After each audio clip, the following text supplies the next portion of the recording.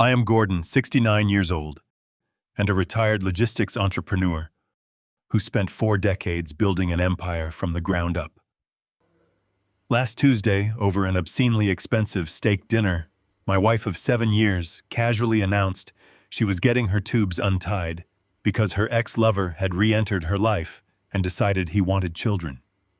Assuming I would happily finance her surgery, let her lover move in and raise another man's child, she smiled and waited for my blessing. I did not yell. I did not throw my drink. I simply took a slow sip of my wine and told her to follow her heart. The next morning, I handed her my exclusive black card to pay the clinic, then drove straight to my lawyer to permanently freeze my 8-figure estate. Before I continue this story of absolute betrayal and silent justice, let me know where you are watching from in the comments below. Hit like and subscribe if you believe that mistaking a quiet man for a weak man is the most dangerous error a person can make. The atmosphere in the restaurant that night was suffocatingly elegant. Dimly lit chandeliers cast a warm golden glow over the crisp white linen tablecloths, and the soft hum of classical music was meant to put patrons at ease.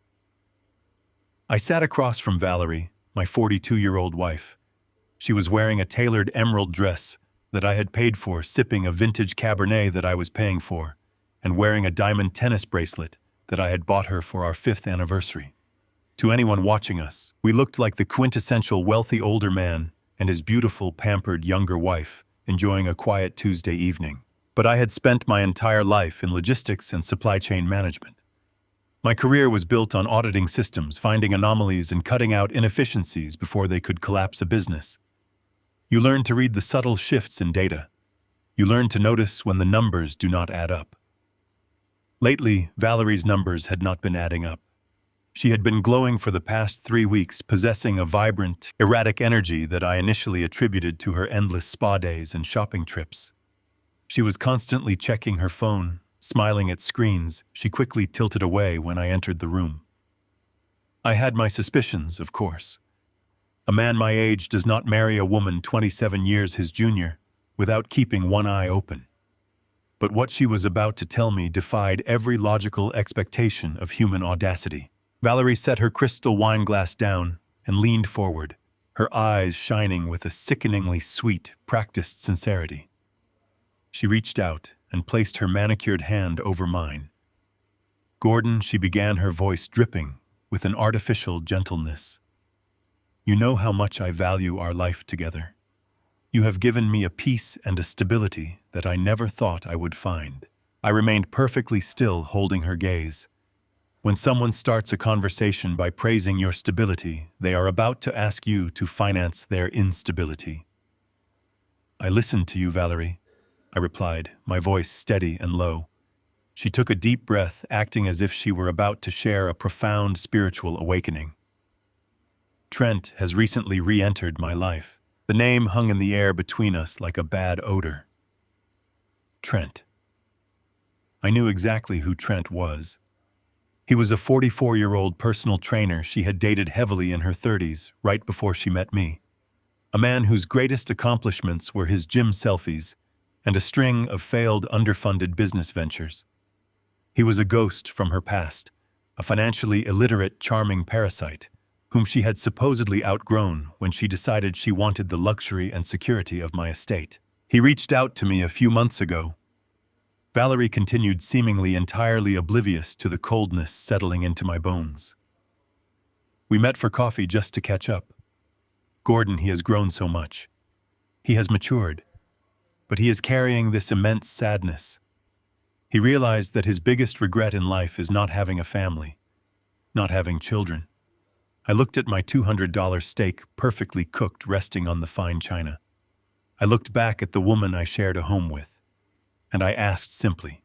Valerie squeezed my hand tighter, leaning in closer, her eyes wide with a terrifying, delusional excitement. "I have booked a tubal reversal surgery for next week. I am going to give him a child, Gordon. I feel like this is my calling. It is the universe giving me a chance to heal a broken piece of his soul." The sheer, unadulterated madness of her statement echoed in my mind.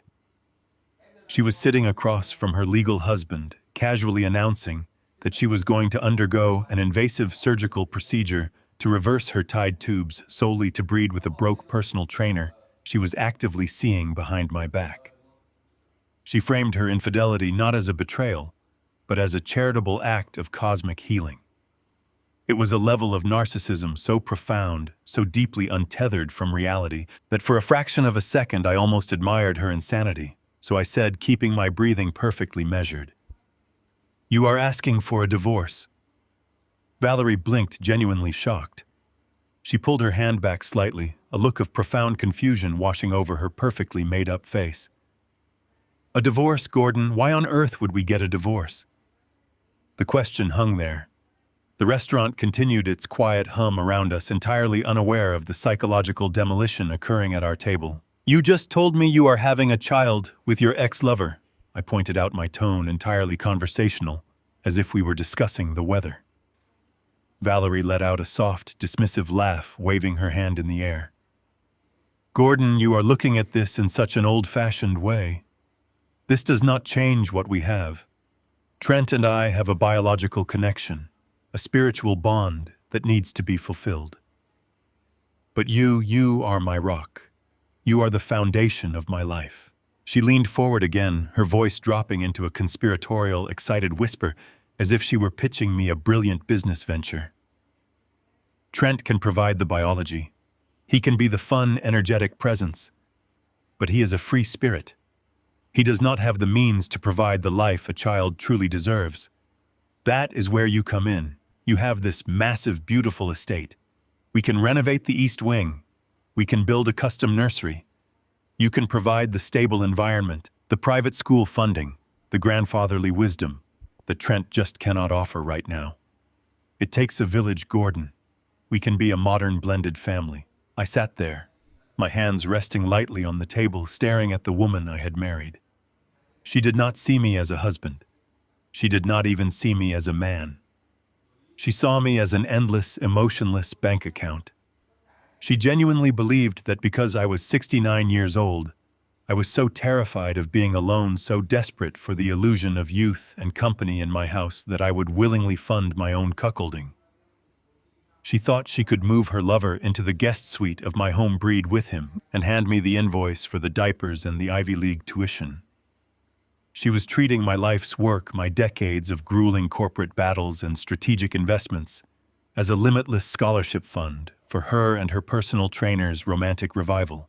For a brief moment, the urge to flip the table, to shatter the crystal glasses, to publicly humiliate her right there in the middle of the restaurant flared hot in my chest. But I did not become a multimillionaire by acting on temporary emotional impulses. I built my wealth by observing, calculating, and striking only when the trap was fully set. Anger is a cheap emotion. It gives your enemy warning. Silence, however, is a weapon they never see coming. I looked at Valerie. I observed her eager, greedy eyes waiting for me to bow my head and accept my new role as the wealthy sponsor of her infidelity. I controlled my breathing. I relaxed my shoulders. I slowly reached for my wine glass, lifting it to the light, before taking a measured sip. The rich, dark liquid slid down my throat, grounding me in the present moment. I set the glass down precisely on the coaster. "Follow your heart, Valerie," I said softly. Her face erupted into a brilliant, triumphant smile. She let out a breath she had been holding, her shoulders dropping in relief. She genuinely believed she had won. She believed she had successfully navigated the most difficult conversation of her life and emerged completely victorious, securing both her lover and her limitless funding in one fell swoop. "Oh, Gordon," she gushed, tears of absolute joy welling in her eyes. "I knew you would understand. I told Trent you were the most evolved, generous man I have ever known. This is going to be so beautiful. You will see." I offered a tight, polite smile. Of course, she wasted absolutely no time. Her victory secured, she immediately pivoted to the logistics of her grand plan. The surgery is scheduled for next Thursday at a private clinic downtown. It is a highly specialized procedure, so it is not covered by our standard insurance plan. They need a deposit tomorrow to hold the surgical suite. How much, I asked, my voice devoid of any inflection. It is $15,000 out of pocket for the deposit, she said, not even blinking at the sum. The remaining $35,000 will be billed after I wake up in recovery. Could I use your black card for the deposit tomorrow morning? I want to make sure everything is secured so Trent and I can start planning the nursery layout. I reached into the inner pocket of my tailored suit jacket. I pulled out my slim leather wallet and extracted the heavy metal card. It caught the ambient light of the restaurant, a physical manifestation of the power she so desperately wanted to exploit. I slid it across the white linen tablecloth. Valerie snatched it up immediately, her fingers closing tightly around the metal as if she had just found a winning lottery ticket. "Thank you, darling," she whispered, tucking it safely into her designer clutch. She had no idea what she had just done. She thought she had just secured the funding for her new twisted fantasy life. But as I watched her happily cut into her expensive dinner, completely oblivious to the silent storm raging across the table, I knew exactly what that card represented. That $15,000 transaction was going to be the digital fingerprint I needed. It was the undeniable financial proof of her elective non-marital medical expenses. It was the key that my lawyer and I would use to absolutely decimate her in a court of law. She had just eagerly accepted the very rope I would use to hang her financially. "Eat up, Valerie," I told her quietly, cutting into my own steak. "You have a big week ahead of you." The very next morning, the tranquility of my estate was shattered by the obnoxious roar of an oversized leased pickup truck coming up the long gravel driveway. I was sitting in the sunroom, a cup of black coffee resting on the small table beside me, the morning paper folded neatly on my lap. My home, nestled on 4 acres of meticulously manicured land, had always been a sanctuary of quiet reflection. I had designed it that way after selling my logistics company. It was a place isolated from the noise of the corporate world, a fortress of solitude that I had earned through 4 decades of relentless work. But as I watched the heavy doors of the truck swing open, I knew my sanctuary was about to be invaded by the very parasites I was preparing to exterminate. Valerie stepped out first, wearing oversized designer sunglasses and carrying a cup of iced coffee. She moved with a newly minted arrogance, a bizarre floating confidence born from the absolute delusion that she had outsmarted me the night before. She was glowing, practically vibrating with the thrill of her impending double life. And then, sliding out of the driver's side, came Trent. I watched him from the window, analyzing him the exact same way I used to analyze a fraudulent supply vendor attempting to secure a multi-million-dollar contract. Trent was exactly 44 years old, but he dressed like a man desperately clinging to his mid-20s. He wore tight branded athletic wear that highlighted his aggressively sculpted physique, the kind of exaggerated musculature that requires hours of vain dedication and very little actual productive labor. He walked with a wide, rolling gait chest, puffed out chin jutted forward.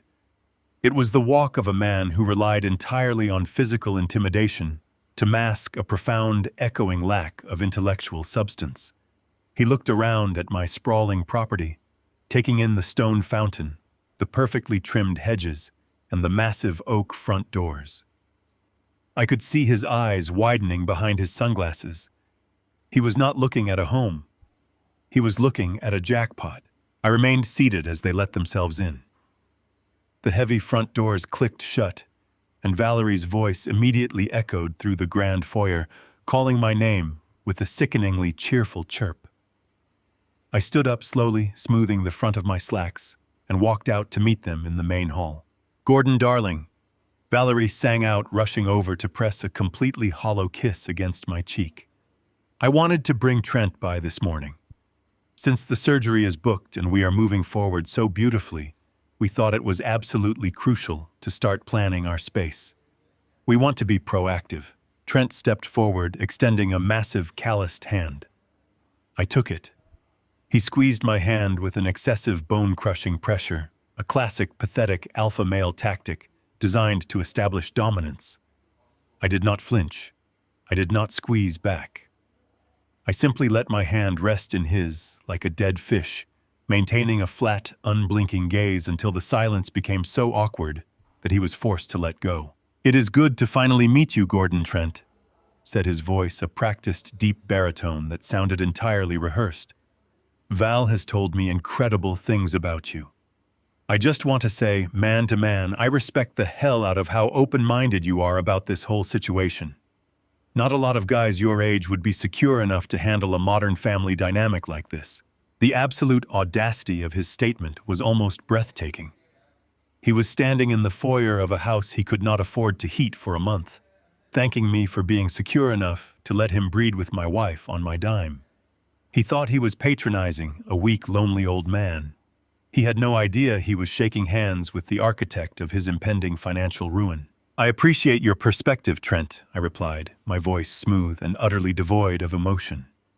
Valerie mentioned you wanted to look at the East Wing. Yes, Valerie interjected, clapping her hands together. She grabbed Trent by the arm, pulling him close, pressing her body against his, in a display of intimacy that she did not even bother to hide from her legal husband. We were up all night talking about it. Trent has such a brilliant vision for the space.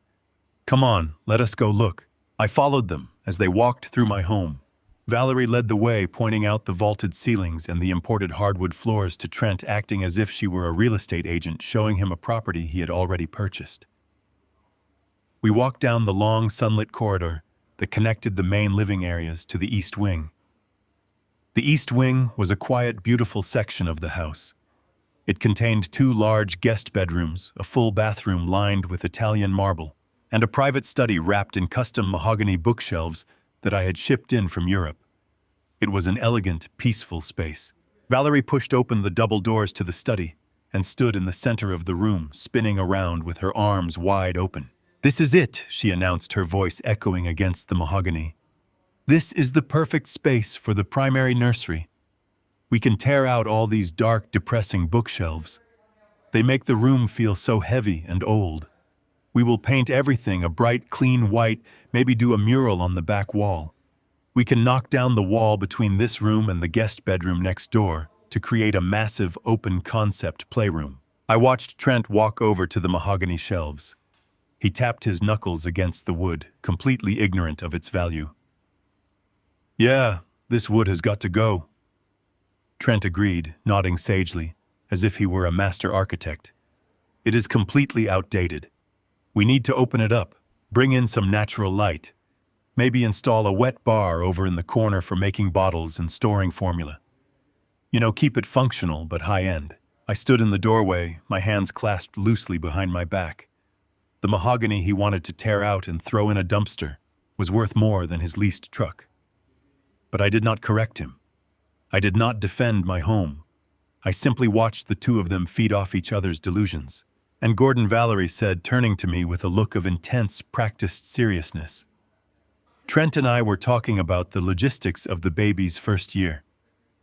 Trent runs his personal training business, and he works such crazy, exhausting hours. It is going to be so difficult for him to commute back and forth from his apartment across town every day to bond with the baby." She paused, taking a step toward me, adopting a pleading, innocent expression. We realized that the second guest bedroom down the hall would be absolutely perfect for a guest suite. A private space just for Trent. That way he can stay here during the week. He can be close to the baby, do the late-night feedings, and really establish that paternal bond without burning himself out. The sheer magnitude of the disrespect was staggering. It was a masterpiece of parasitic engineering. Valerie was not just asking for a nursery. She was asking me to build a luxury apartment inside my own home for her lover to live in, rent-free. She was attempting to move the man she was sleeping with under my roof permanently and disguise it as an act of dedicated fatherhood. Trent stood behind her, crossing his massive arms over his chest, trying to look stoic and responsible, while his eyes greedily scanned the square footage of his proposed free housing. "It makes logistical sense," Trent chimed in, attempting to sound professional. "I want to be a hands-on dad, Gordon. I want to be in the trenches, but my apartment is small, and the commute would kill my business. Having a designated suite here means I can contribute to the household dynamic without disrupting your peace and quiet. We want to be respectful of your space." I looked at Trent. I looked at his cheap, tight shirt, his expensive flashing watch, that I knew Valerie had bought for him, and the greedy, desperate hunger poorly hidden behind his eyes. He was a drowning man, looking at a luxury yacht, telling the captain he was doing him a favor by climbing aboard. "I see," I said slowly, letting the silence stretch out, just long enough to make Trent shift uncomfortably on his feet. A complete remodel of the study, structural changes to the walls, and a fully furnished independent suite for Trent. That is a substantial undertaking. Have you considered the budget for a project of this scale? Valerie smiled, a bright, eager expression that showed all her teeth. She had been waiting for this question. Yes, absolutely. I have been looking at design boards and speaking to a few high-end interior planners online. To do it right, to make sure the materials are non-toxic and top of the line, and to properly furnish Trent's suite so he is comfortable, we are looking at about $100,000. She said the number so casually, so breezily, as if she were asking me for $20 to cover a lunch tab. $100,000. She wanted me to wire $100,000 of the money I had earned through decades of grueling corporate warfare, just so she could build a love nest for her and her personal trainer inside my own house. I did not blink. I did not show a single ounce of the cold, lethal rage that was currently crystallizing inside my chest. I simply nodded, adopting the gentle, accommodating persona of an aging man eager to please his demanding young wife. $100,000 is a significant investment. I said, my tone mild and agreeable. But if we are going to welcome a child into this home, we certainly want it done correctly. The environment must be perfect. Valerie let out a high-pitched squeal of delight. She rushed across the mahogany floor and threw her arms around my neck, burying her face in my shoulder. "Oh, Gordon, thank you. Thank you so much. You are the most incredible man. I promise you this is going to bring so much life and joy into this house." Over her shoulder, I made direct eye contact with Trent. A slow, arrogant smirk spread across his face. He gave me a single triumphant nod, fully believing he had just conquered my territory, conquered my wife, and conquered my bank account. He thought he was the smartest man in the room. He thought he had successfully manipulated a weak, compliant senior citizen into funding his entire existence. I patted Valerie's back lightly, offering Trent a very small, very polite smile in return. I knew that every single word they had spoken, every demand they had made, and every assumption they held was nothing more than the sound of them happily loading the gun I was about to use to destroy them. Valerie stepped back from her embrace, her eyes wide and sparkling with a manufactured innocence. She smoothed the front of her dress and looked at Trent, offering him a perfectly rehearsed, encouraging nod. The coordination between them was almost comical, like two amateur actors waiting for their cues in a terribly written play. "Gordon," she began, her voice dropping to a softer, more intimate register. "We were thinking about the logistics of the renovation. You know how difficult it is to find reliable contractors these days. The delays, the hidden costs, the strangers walking through your home while you are trying to relax. It can be a complete nightmare." I maintained my pleasant, neutral expression, inviting her to continue. "Well," she said, gesturing proudly toward the large, muscular man standing beside her, "Trent actually owns a boutique construction and design firm. He specializes in high-end custom residential projects. We thought, why bring in a team of untrustworthy strangers when we have someone right here who is intimately invested in making this space perfect? Trent can oversee the entire project himself. He can guarantee the quality of the materials and ensure your peace and quiet is respected." I turned my attention to Trent. He puffed out his chest, attempting to look like a seasoned professional rather than a man who spent his days lifting weights and seducing wealthy bored housewives. "It is called Apex Elite Innovations," Trent stated, puffing his chest out even further. "We do exclusive contracts. I manage a highly skilled crew. We can handle the demolition, the structural reinforcements, the custom cabinetry, everything. I know how much this house means to you, Gordon. I want to personally guarantee that the work is flawless." I listened to him speak, noting the absolute absence of any specific architectural or engineering terminology. He threw around words like structural reinforcements and exclusive contracts with the clumsy hesitation of a man who had memorized a brochure 10 minutes before walking through my front door. He did not ask about load-bearing walls. He did not inquire about the electrical wiring hidden behind the mahogany panels. He did not mention building permits, zoning regulations, or municipal inspections. A real contractor would have been tapping the walls looking for the breaker box and calculating the square footage. Trent was just standing there, admiring his own reflection in the polish of the wood floor. "That sounds incredibly convenient," I said slowly, allowing a note of gentle relief to enter my voice. I must admit, the thought of interviewing dozens of loud, disruptive construction crews was causing me quite a bit of anxiety. Having someone we trust handle the project would be an immense burden lifted off my shoulders. Valerie beamed, her shoulders relaxing entirely. "I knew you would see it that way," she chirped. "And because Trent is family now, he is going to waive his personal project management fee. You are only paying for the raw materials and the labor.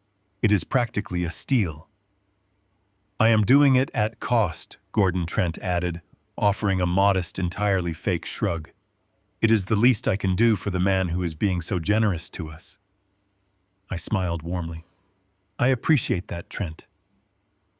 "So how do we begin?" Valerie stepped in immediately, not allowing Trent the chance to fumble the financial negotiation.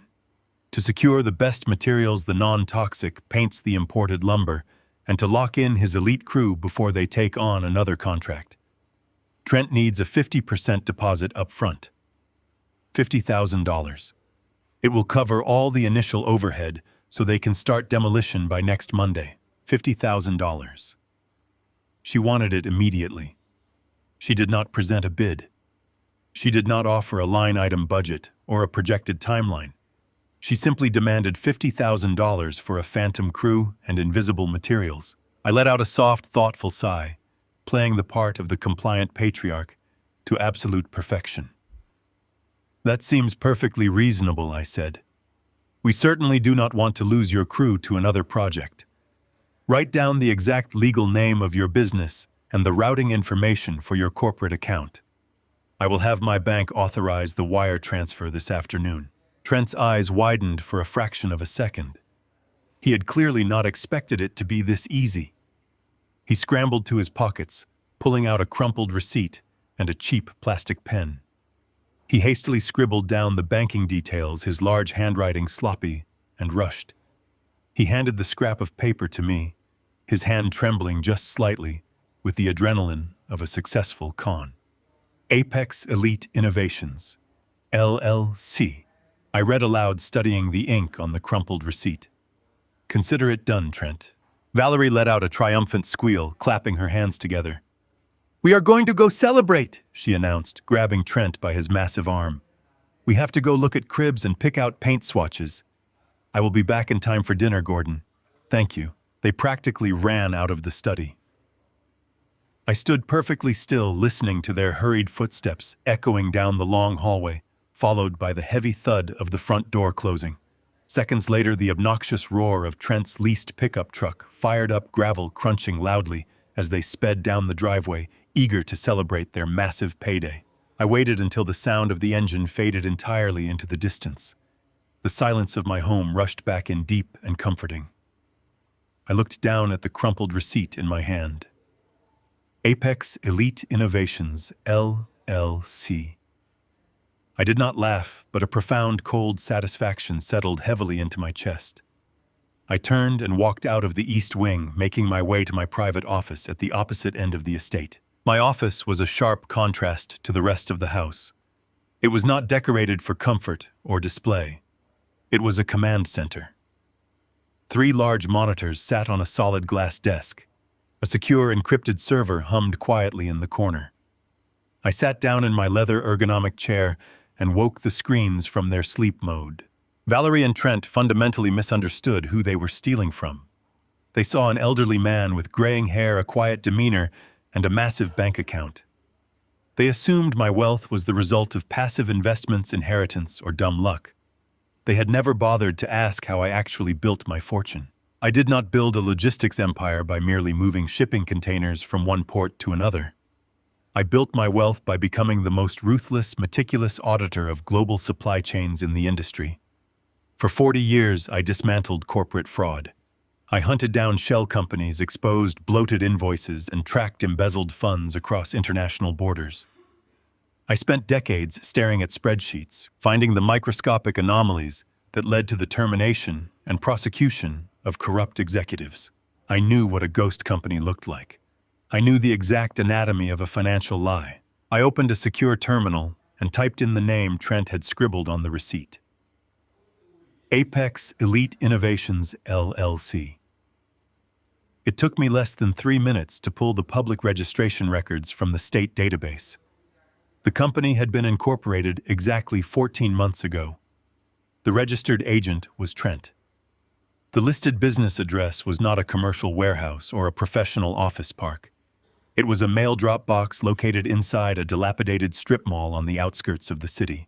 I dug deeper, accessing a secondary financial database I still paid a premium to maintain.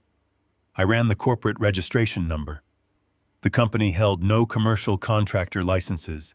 It carried no liability insurance. It had never filed for a single municipal building permit. It had no registered employees, no payroll history, and no record of purchasing construction materials from any wholesale vendor in the state. It was a shell, a hollow paper entity designed solely to receive funds and funnel them elsewhere. I picked up my phone and dialed a private number. It rang twice before being answered by Fletcher, my personal forensic accountant. Fletcher had worked for me for 20 years. He was a brilliant, cynical man who viewed numbers as the only true language in the world. Gordon Fletcher answered, his voice sharp and alert. "Fletcher," I said, staring at the glowing monitors. "I am sending you a routing number and an LLC registration. The company is called Apex Elite Innovations." "What are we looking for?" Fletcher asked, already typing on his end. "I want a complete forensic audit of their transaction history for the past 14 months, I instructed. Find out exactly where the incoming funds are originating and track every single outgoing dollar. I want to know who is funding this shell, and I want to know whose pockets the money is landing in." "Give me 2 hours," Fletcher said, and disconnected the line. I set the phone down and opened my personal banking portal. I navigated to the wire transfer section. I entered the routing and account numbers Trent had written on the crumpled receipt. I typed in the amount, $50,000. I hovered my mouse over the authorization button. Most people would assume I was a fool for sending the money. Most people would say I should confront Valerie, kick her out, and save my $50,000. But confrontation was sloppy. Confrontation led to messy, drawn-out divorce battles where she could claim emotional distress and fight for half of my assets. Sending this money was not a capitulation. It was a calculated, lethal investment. By authorizing this wire transfer, I was officially sending $50,000 across state banking lines to a fraudulent entity under the false pretense of commercial services. I was creating an undeniable digital paper trail of theft. I was elevating their clumsy domestic deception into a federal financial crime. This wire transfer was the heavy steel door of a trap slamming shut. I clicked the button. The screen loaded for a brief second, and a green checkmark appeared. Transfer successful. I leaned back in my chair, steepled my fingers, and watched the digital receipt formulate on the screen. Valerie and Trent were currently celebrating their brilliant manipulation, completely unaware that I had just purchased the exact evidence required to bury them both. Exactly 1 hour and 45 minutes later, my private line rang. I did not rush to pick it up. I let it ring 3 times before pressing the speaker button on my massive glass desk. Fletcher did not bother with pleasantries. He never did when the numbers told a terrible story. "Gordon," he said, his voice crackling slightly through the speaker. "You are going to want to sit down for this." "I am already seated, Fletcher," I replied. My eyes fixed on the 3 blank monitors in front of me. "Tell me what you found." Fletcher exhaled a long breath. "Apex Elite Innovations is a ghost, but it is a very busy ghost. I tracked the routing number you gave me. The account was opened 14 months ago, but it is just the newest iteration of a financial pattern that goes back exactly 3 years. Before Apex, there was Pinnacle Fitness Solutions. Before that, there was Zenith Wellness Consulting. All of them registered to the same man. all of them operating out of the same mail drop box, and all of them receiving regular, substantial deposits from a secondary checking account registered to your wife. The silence in my office felt heavier suddenly. 3 years. Valerie and I had been married for 7. For the last 3 years, she had been claiming to need a higher monthly allowance to cover her philanthropic endeavors, her luxury spa memberships, and her frequent trips to visit her supposedly ailing aunt on the coast. I had never questioned the expenditures because, frankly, the amounts were insignificant compared to the overall yield of my portfolio. I had given her financial autonomy because I believed in trust. She had used that trust to establish a systematic embezzlement operation.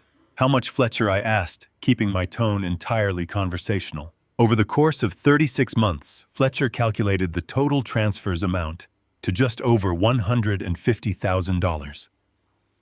She has been funneling your money into his shell companies in increments of $4,000 and $5,000 at a time. The memos on the wire transfers claim they are for personal training sessions, holistic life coaching, and wellness retreats. Once the money hits his accounts, it is immediately withdrawn to pay his lease, his luxury car note, and his credit card bills. You have been entirely funding his existence, Gordon. Your wife has been laundering your marital assets to keep her lover afloat. I closed my eyes. The image of Trent standing in my foyer, squeezing my hand and pretending to be a successful contractor, flashed through my mind. The cheap athletic wear, the flashy watch.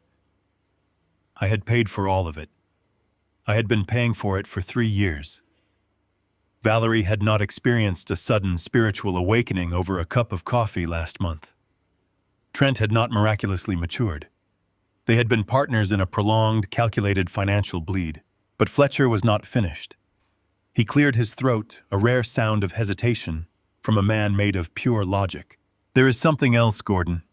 I pulled the medical billing records from the secondary credit card you gave Valerie, the one she uses for her personal health expenses. She did not just book a surgery yesterday. 3 months ago, she paid a consultation fee to a high-end family law attorney in the city, an attorney who specializes in contested estates and high-net-worth child support litigation. I opened my eyes. The final piece of the puzzle slid into place with a sickening, devastating clarity. The baby. The sudden, desperate need for a child was not an accident. It was not a romantic whim born from a rekindled flame. It was an insurance policy. Valerie knew my wealth was vast, but she also knew I was 27 years older than her. Perhaps she realized her youth was fading, and her grip on my attention might slip. Or perhaps Trent simply got tired of living month to month on embezzled allowances and wanted a permanent payday. If Valerie birthed Trent's child while legally married to me, the state would presume I was the father. If she divorced me, she could argue for astronomical child support to maintain the standard of living the child was accustomed to. If I died, the child would have a biological or legally established claim to a massive portion of my estate, locking down my assets for at least 18 years. I thought about the sheer mechanical brilliance of their plan. It was almost impressive in its absolute lack of morality. A child is the ultimate financial weapon in family court. A judge will always prioritize the well-being of a newborn. If Valerie gave birth while living in my house, she would establish a precedent of luxury. The courts would demand that I maintain that standard of living for the child regardless of the biological paternity. Trent would never have to work a legitimate job again. He would simply play the role of the devoted biological father while I financed the trust funds, the private tutors, and the inevitable sports cars. They were trying to hijack my legacy. They were trying to turn the wealth I built through 40 years of missed holidays, late nights, and relentless stress into a generational lottery ticket for a man who could barely spell the name of his own fake company. The custom nursery, the guest suite, the $100,000 renovation. It was all a multi-layered scam to extract as much liquid cash as possible before the inevitable divorce. They were building an anchor, a permanent 18-year anchor designed to drag my legacy straight into their bank accounts. "Thank you, Fletcher," I said, my voice sounding surprisingly steady despite the absolute inferno of betrayal burning in my chest. "Send the complete file to my secure server. Every transaction, every date, every routing number. "Will do," Gordon Fletcher replied. "What is your next move?" "I am going to let them build their nursery," I said, "and then I am going to burn their house down." I ended the call. The monitors in front of me flickered to life, displaying the incoming encrypted files from Fletcher. Page after page of digital evidence outlining exactly how the woman sleeping in my bed had been bleeding me dry. She thought I was a fragile, oblivious old man who would blindly sign checks and smile while she paraded her lover through my hallways. She thought her youth and her practiced smiles were enough to blind me to the mechanics of her greed. But Valerie had made a fatal miscalculation. She had forgotten who she married. I did not inherit my life. I fought for it in boardrooms and legal battles that would make her manipulative little mind shatter. I knew how to dismantle a corporation piece by piece until there was nothing left but dust. Dismantling a 42-year-old narcissist and a bankrupt personal trainer would not even require me to raise my voice. I stood up from my desk. The sun was beginning to set, casting long, dark shadows across the manicured lawns of my estate. I walked to the large window and looked out over the property that I had built with my own hands. Tomorrow I would drive into the city. Tomorrow I would sit down with Sullivan, the most ruthless attorney in the state. And tomorrow Valerie would learn that the most dangerous man in the room is always the one who has stopped talking. The drive into the city took exactly 45 minutes. I left behind the quiet, sprawling lawns of my estate and entered the suffocating concrete canyons of the financial district. I parked in the subterranean garage of a building made entirely of glass and steel. This was my arena. I rode the private executive elevator up to the 60th floor, where the heavy mahogany doors opened directly into the reception area of Sullivan & Associates. Sullivan was 55 years old, and he was not the kind of lawyer who argued passionately in front of sympathetic juries. He was a shadow operator. He was a former federal prosecutor who had built a highly lucrative private practice negotiating the quiet, brutal severing of corporate mergers and high-net-worth marriages. He had a reputation for freezing assets before the opposition even realized they were under attack. He was a shark in a bespoke suit, and he was the exact man I needed to execute my exit strategy. I walked into his private office. It was a perfectly sterile environment. There were no warm colors on the walls, and no cheerful family photographs sitting on the desk. There was only dark leather brushed metal and an expansive view of the city skyline. Sullivan was already sitting at his massive desk, reviewing the encrypted file that Fletcher had sent over the night before. I sat down in the heavy leather chair across from him. The silence in the room was absolute and comfortable. Sullivan did not look up immediately. He slowly turned the pages of the forensic audit tracing the $150,000 Valerie had laundered through her lover's fake construction company. He carefully reviewed the digital receipt of the $50,000 wire transfer I had initiated the previous afternoon. When he finally closed the thick folder, he folded his hands together and looked at me with a cold, calculating appreciation.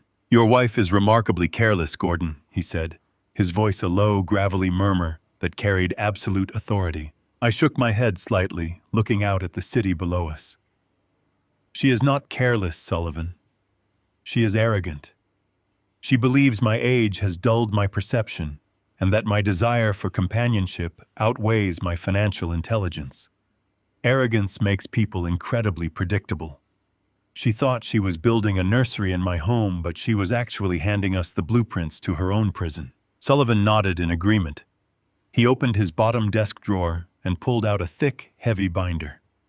It was the prenuptial agreement Valerie had eagerly signed 7 years ago. When we first married, Valerie was so entirely focused on securing her proximity to my wealth that she completely ignored the underlying mechanics of how that wealth was legally protected. She hired a cheap, inexperienced attorney to rush the paperwork through. She only looked at the clause guaranteeing her a substantial alimony payout in the event of a divorce, and then she signed on the dotted line. She did not bother to read the remaining 58 pages of the document. Sullivan opened the binder to a very specific page. He pointed his heavy gold pen at Section 4, Paragraph 9. I had personally insisted on this exact clause before the wedding. It stipulated that for the purposes of generational estate planning, either party retained the unilateral right to restructure their primary separate assets into an irrevocable blind trust. The only legal condition attached to this maneuver was that the transfer had to be completed and filed at least 7 days prior to the formal initiation of any divorce proceedings. If a divorce was filed within that 7-day window, the transfer would be frozen for judicial review. If no divorce was actively pending, however, the assets would permanently exit the marital estate and become completely untouchable. I reminded Sullivan that when Valerie signed the prenuptial agreement, she officially signed a waiver declining independent legal counsel. She had been in such a massive rush to secure her luxury lifestyle that she willingly forfeited her right to have another lawyer explain the blind trust loophole to her. The courts would offer her no sympathy. The law does not protect people from their own voluntary ignorance. The trust was an absolute fortress. The corporate trustee was legally instructed to deny any and all requests for asset disbursement related to spousal maintenance once a divorce was filed. I was essentially locking my wealth in a vault and throwing the only key into the ocean until the divorce was finalized. Valerie had absolutely no idea this clause existed. She had no idea that I possessed the legal authority to make my entire 8-figure net worth vanish into a financial black hole while we were still happily married on paper. Sullivan slid a fresh stack of documents across the glass desk. These were the trust establishment forms. The trustee would be an independent, highly regulated corporate entity. Once I signed these papers, I would no longer legally own my liquid fortune. The blind trust would own it. I was making myself legally penniless regarding liquid marital assets while retaining absolute ultimate security. Valerie could hire the most vicious, aggressive divorce attorneys in the country, and they would find absolutely nothing to claim or split. You cannot divide an asset that no longer belongs to the husband. I picked up the heavy brass pen from Sullivan's desk. I did not hesitate for a single second. I signed my name on every designated line, methodically transferring decades of my grueling hard work out of Valerie's greedy reach. With every stroke of the pen, I felt a profound sense of liberation. I was dismantling the safety net she had taken for granted. The money was gone. When I finished, I handed the brass pen back to Sullivan. He reviewed the signatures carefully and stamped the documents with his official notary seal. "The trust is now active, Gordon," he confirmed, sliding the papers into a secure folder. "The assets will be fully migrated across our banking networks by tomorrow morning. Now we need to discuss the precise timeline for the divorce filing. We have to wait the mandatory 7 days to clear the prenuptial window and ensure this transfer is bulletproof." I looked at the digital calendar displayed on his wall. "Valerie has scheduled her tubal reversal surgery for next Thursday," I informed him, leaning back in my chair. "That is exactly 9 days from today.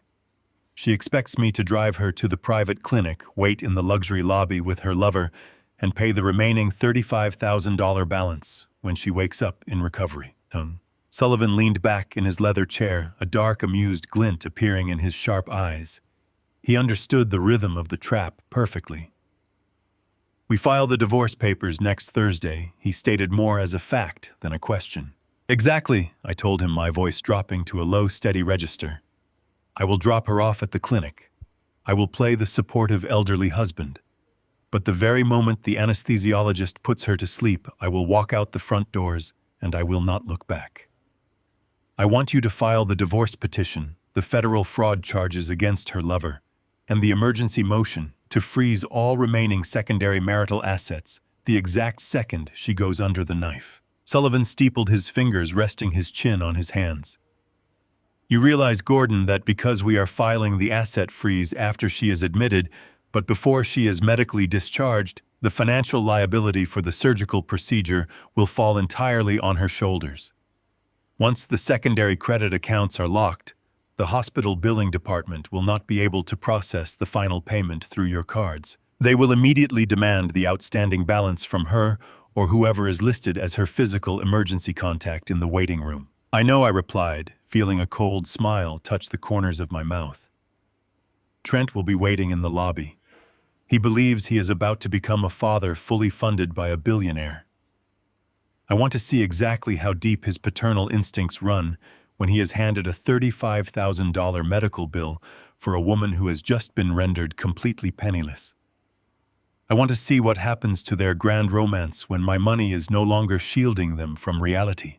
"And what about the $50,000 wire transfer you sent yesterday?" Sullivan asked, referencing the trap I had set for Trent's fake construction company. "That is the beauty of the plan," I explained. Because Trent accepted that money across state banking lines under the false pretense of commercial construction services, he has committed federal wire fraud. We are not just going to sue him in civil court. We are handing that forensic audit directly to the authorities. He is going to be facing federal prison time." Sullivan nodded slowly, his expression reflecting absolute professional satisfaction. It was a strategy of complete financial and legal annihilation. We spent the next 2 hours meticulously finalizing every single detail of the operation. We drafted the eviction notices for Valerie. We prepared the criminal referral for the police regarding the embezzled funds. We left absolutely no room for error or escape. I eventually stood up, shook Sullivan's hand, and walked out of his office. I took the elevator back down to the subterranean garage and got into my car. The city rushed by me outside the windows, completely oblivious to the massive destruction I had just set into motion.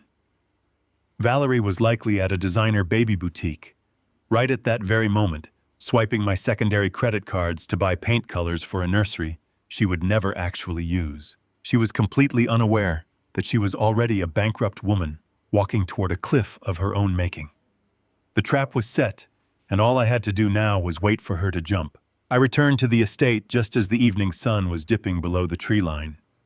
The house was quiet, but it was a different kind of quiet now. It was the silence of a dark stage just before the heavy velvet curtain rises. Walking through the grand foyer, I could hear the faint sound of classical music drifting from the master suite upstairs. Valerie was likely soaking in the imported marble tub, completely oblivious to the fact that the legal ground beneath her feet had just been vaporized. I walked into my study, poured myself a single glass of bourbon, and waited for the show to begin. It did not take long. The following morning marked exactly 8 days until her scheduled surgery. I was sitting at the kitchen island reading the Financial Times when my phone vibrated against the granite countertop. It was an automated text message from my secondary platinum credit card provider. A charge of $2,400 had just been approved at an exclusive European maternity boutique downtown. I picked up the phone and stared at the glowing screen. Barely 20 minutes later, a second alert vibrated against the stone. $4,100 at a luxury nursery design showroom. I took a slow sip of my black coffee. The spending spree had officially commenced. Over the next 5 days, my mobile phone became a relentless metronome of financial gluttony. Valerie was treating my secondary accounts like a bottomless well. She was not just shopping. She was aggressively curating an illusion of generational wealth for a child that did not even exist yet. The digital notifications painted a vivid, sickening picture of her delusions. $600 for organic cashmere baby blankets. $1,200 for a custom leather diaper bag that perfectly matched her favorite designer purse. $3,000 for a vintage-inspired imported bassinet made of reclaimed wood. She was operating under the arrogant assumption that because she had secured my heavy metal black card for the surgical deposit, the secondary platinum cards were her personal playground. In her mind, she was simply preparing our home for its new royal occupant. She thought she was spending my money to clothe Trent's future child. She had absolutely no idea she was actually chaining herself to an anvil of insurmountable debt. Every time my phone buzzed, I forwarded the exact amount, the timestamp, and the merchant name directly to Sullivan. My lawyer was not just sitting idle in his glass tower. He was actively compiling a real-time ledger of her expenditures. In our state, the law is very particular about marital debt. Ordinarily, debts incurred during the marriage are divided equally during a divorce. But there is a beautiful razor-sharp exception known in the legal world as the dissipation of marital assets. When a spouse uses marital funds to explicitly benefit an affair or to finance a life separate from the marriage without the other spouse's consent, that debt ceases to be a shared burden. Sullivan was drafting a highly specific legal addendum to our divorce petition. He was meticulously categorizing every single cashmere blanket, every silk maternity dress, and every piece of overpriced nursery decor as fraudulent spending. Because Valerie was purchasing these items specifically to prepare for a child conceived through planned infidelity, the court would view her shopping spree as a deliberate theft of marital resources. I watched another alert flash across my screen. $5,000 at a boutique specializing in imported infant strollers. I actually smiled out loud in the empty kitchen. Sullivan was structuring the paperwork so that the exact moment the judge signed the divorce decree, the entire balance of those credit cards would be legally severed from my name and pinned entirely onto Valerie. She would be solely responsible for paying back every single dollar, plus all accumulating interest, with absolutely no alimony to save her. She was currently unemployed, completely reliant on my monthly allowance, and actively building a mountain of consumer debt that would crush her the second her safety net was removed. On the 6th evening, Valerie returned to the estate, looking like a victorious conqueror returning with the spoils of war. She walked through the heavy front doors, followed closely by a delivery driver, struggling to carry half a dozen massive, glossy shopping bags. She directed him to leave the bags in the center of the foyer, handed him a crisp $50 bill from my cash reserve, and closed the doors. I stepped out of the study to greet her. "Gordon," she gasped, breathless and flushed with excitement. "You will not believe the things I found today. The boutiques downtown are having an exclusive preview of their autumn collections. I know it is early, but I just had to make sure we had the absolute best pieces ready for when the baby arrives." She dropped to her knees on the polished floor and began tearing into the expensive bags, pulling out tiny outfits and holding them up for my approval. She produced a miniature tuxedo, complete with a silk bow tie and tiny dress shoes. "Look at this," she cooed, her eyes shining with pure, unchecked narcissism. "Trent is going to completely lose his mind when he sees this. He always said he wanted a son he could dress up to match his own style. I just know he is going to want to take 1,000,000 photos of the baby wearing this outfit." I stood over her, looking down at the tiny, ridiculously expensive piece of clothing. She was sitting in the foyer of my home, surrounded by thousands of dollars of merchandise bought on my credit, openly fantasizing about how much her lover would enjoy the spoils of my labor. The level of disrespect was so profound, it bordered on the surreal. She truly believed I was a domesticated, toothless old man who had simply accepted his role as the financial sponsor of her romantic revival. She thought my silence was submission. "It is very handsome, Valerie," I said, keeping my voice smooth and perfectly pleasant. "I am sure Trent will appreciate your attention to detail." She beamed carefully, folding the little tuxedo and placing it back into its designer bag. "It has been exhausting," she admitted, letting out a dramatic sigh as she stood up and dusted off her knees. "Preparing for a new life takes so much energy. I have been running around the city all week, but I just feel so incredibly fulfilled. I feel like everything is finally falling into place perfectly for us." I looked at her. I truly looked at her. I saw the expensive highlights in her hair, the glowing skin maintained by countless chemical peels, the complete and total absence of any real struggle or hardship in her adult life. She had coasted on her looks and her ability to manipulate older, wealthy men for 2 decades. She had never faced a true consequence.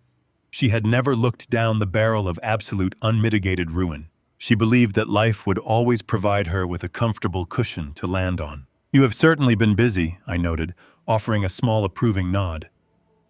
"Oh, you have no idea," she laughed, picking up 2 of the largest bags. "I still have to finalize the paint colors for the nursery tomorrow, and I need to order the custom rocking chair for Trent's suite.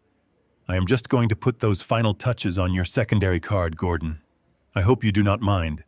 I want to save the black card for the clinic tomorrow, so there are no issues with the daily limits when we pay the deposit." I did not mind at all.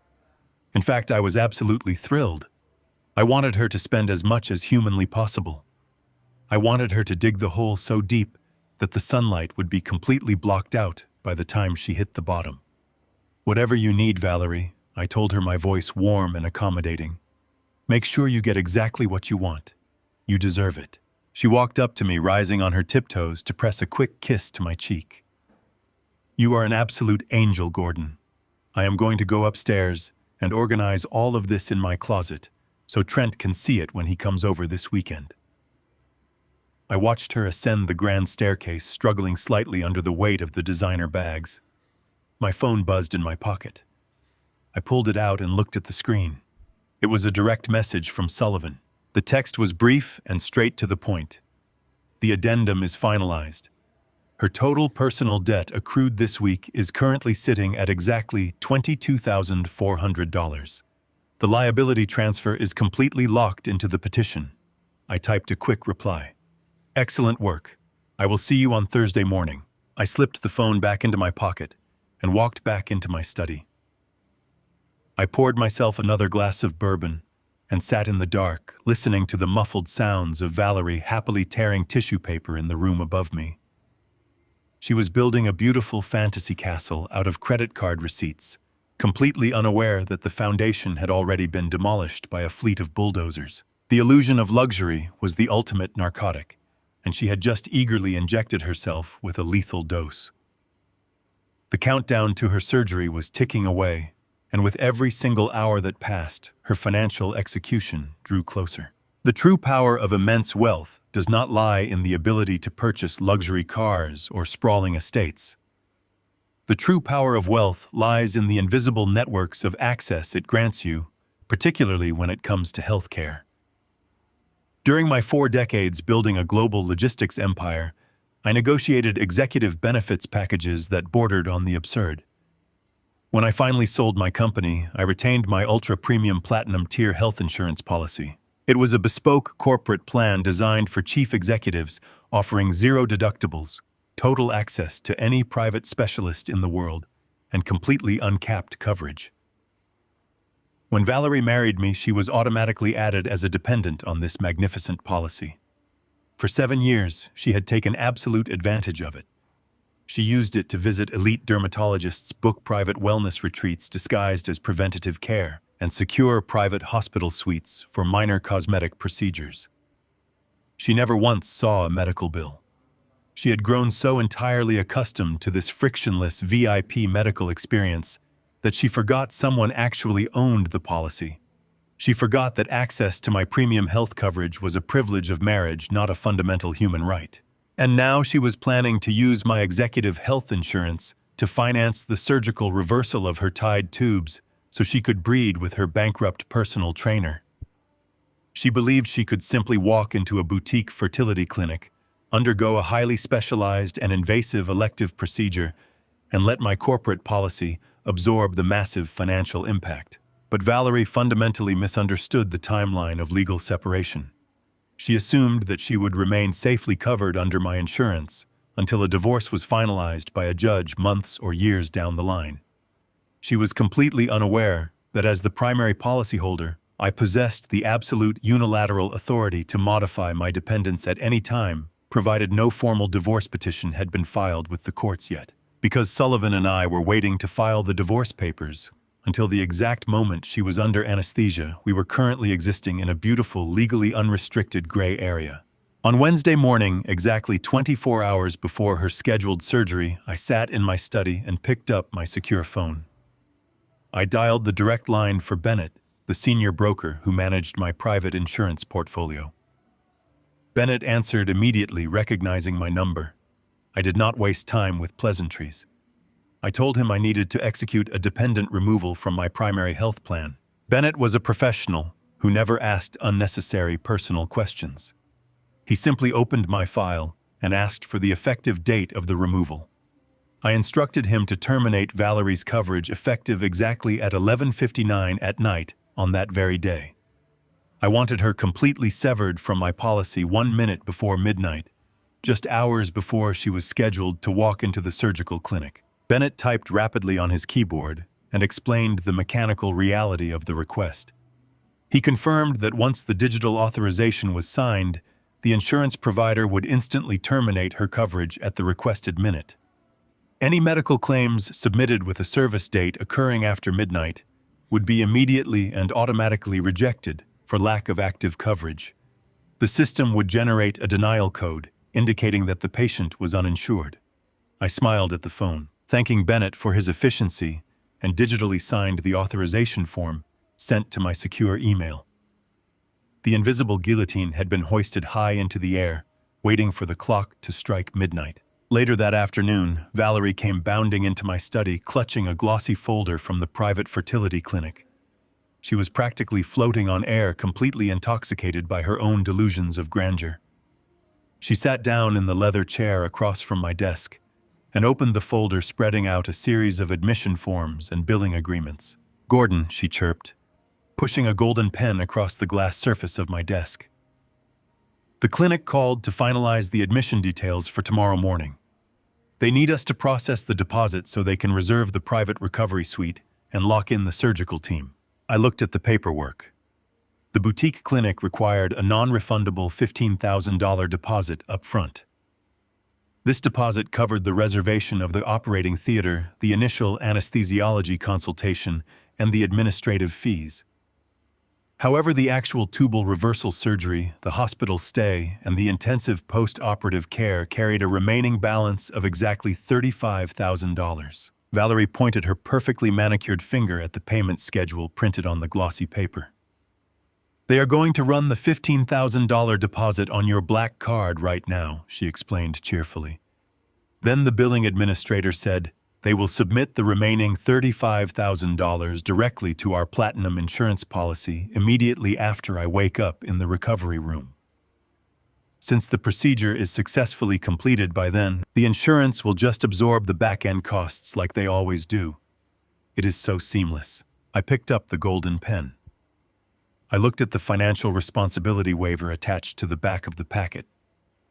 It was a standard medical liability form.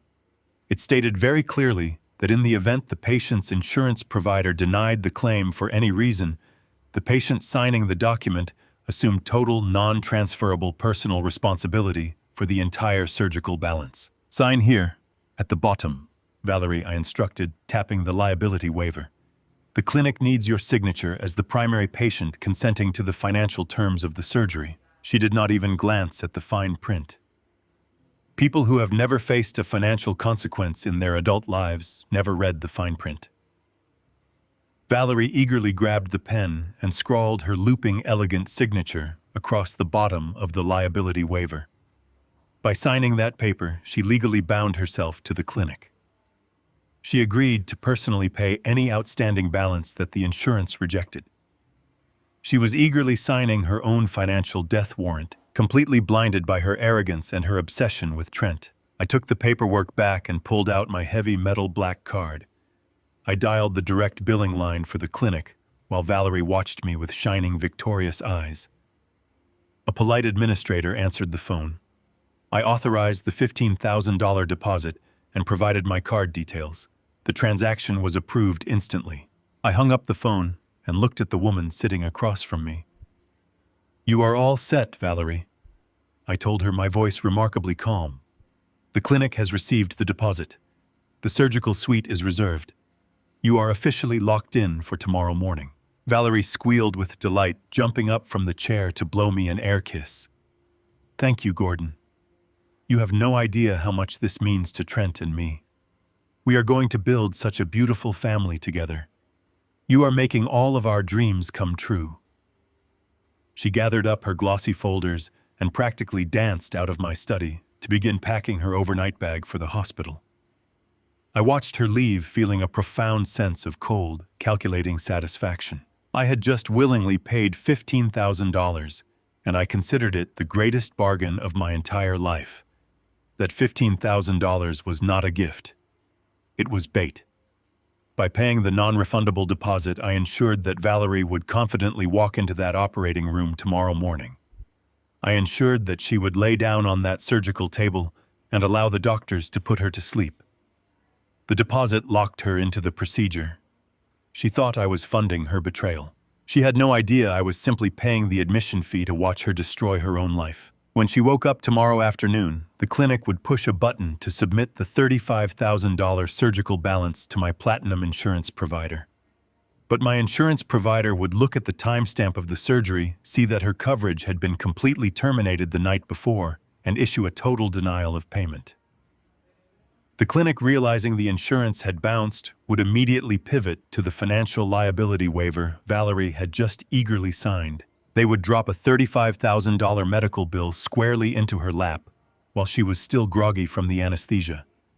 And because Sullivan was filing the emergency asset freeze at the courthouse, the exact moment the surgery began, my secondary credit cards in her purse would be entirely deactivated. She would have absolutely no way to pay the hospital. She would be trapped. The evening stretched on slow and quiet. I sat in the leather chair of my study pouring a measure of aged bourbon into a crystal glass. The house was perfectly still, save for the muffled sound of Valerie's voice drifting down from the master bedroom upstairs. She was on speakerphone with Trent. They were finalizing their plans, their voices giddy with the thrill of their impending victory. "I can barely contain myself," Trent was saying, his deep, booming voice echoing through the floorboards. "This time tomorrow you are going to be in recovery, and we are going to be on our way to starting a real legacy." A legacy. The word made me want to laugh. Trent believed a legacy was something you could steal by impregnating another man's wife in a house he did not own. He was a parasite dreaming of an empire. "I am so ready," Valerie cooed back, her tone thick with manufactured devotion. "Gordon paid the deposit today. He did not even blink. He is completely clueless. He thinks he is going to be the kindly old grandfather paying for private school.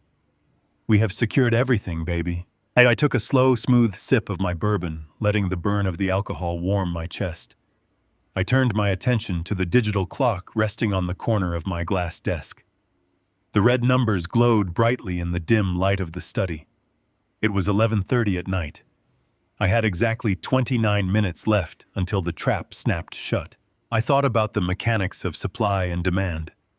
I thought about how a single break in a logistical chain can cause a massive, catastrophic failure across an entire global network. Valerie and Trent had built their entire future on a single point of failure. Their entire dream, their nursery renovations, their grand modern family dynamic relied exclusively on the uninterrupted flow of my money. They had built a massive, heavy structure on a foundation of glass, assuming I would never pick up a hammer. The clock ticked forward. 11:45. 11:50. Upstairs, the phone conversation finally ended. I heard Valerie moving around the bedroom, zipping up her designer overnight bag, humming a cheerful little tune.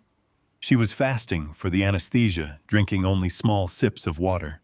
She was preparing her body for a medical procedure that she believed was the gateway to a lifetime of unearned luxury. She believed tomorrow was the first day of the rest of her life. I watched the red numbers on the digital clock. The silence in the room was absolute. There was no dramatic music playing. There were no flashing lights or blaring alarms. Real destruction does not announce itself. Real destruction is entirely silent. 11:58. 11:59. The minute changed. Midnight arrived. I took one final sip of my bourbon and set the empty crystal glass down on the desk. Somewhere in a highly secure automated server room, downtown, a digital switch flipped. A line of code updated. The corporate insurance network processed the broker command. Valerie's name was permanently wiped from my platinum healthcare policy. Her coverage was terminated. The safety net she had taken for granted every single day for 7 years ceased to exist. She was now a financially exposed, uninsured woman, preparing to walk into a wildly expensive surgical theater. The invisible guillotine had finally dropped completely, severing her from my protection. She was sleeping peacefully in my bed, dreaming of her lover, blissfully unaware that she had just become solely responsible for the greatest financial disaster of her life. The medical insurance move was executed perfectly, and tomorrow the bill would come due.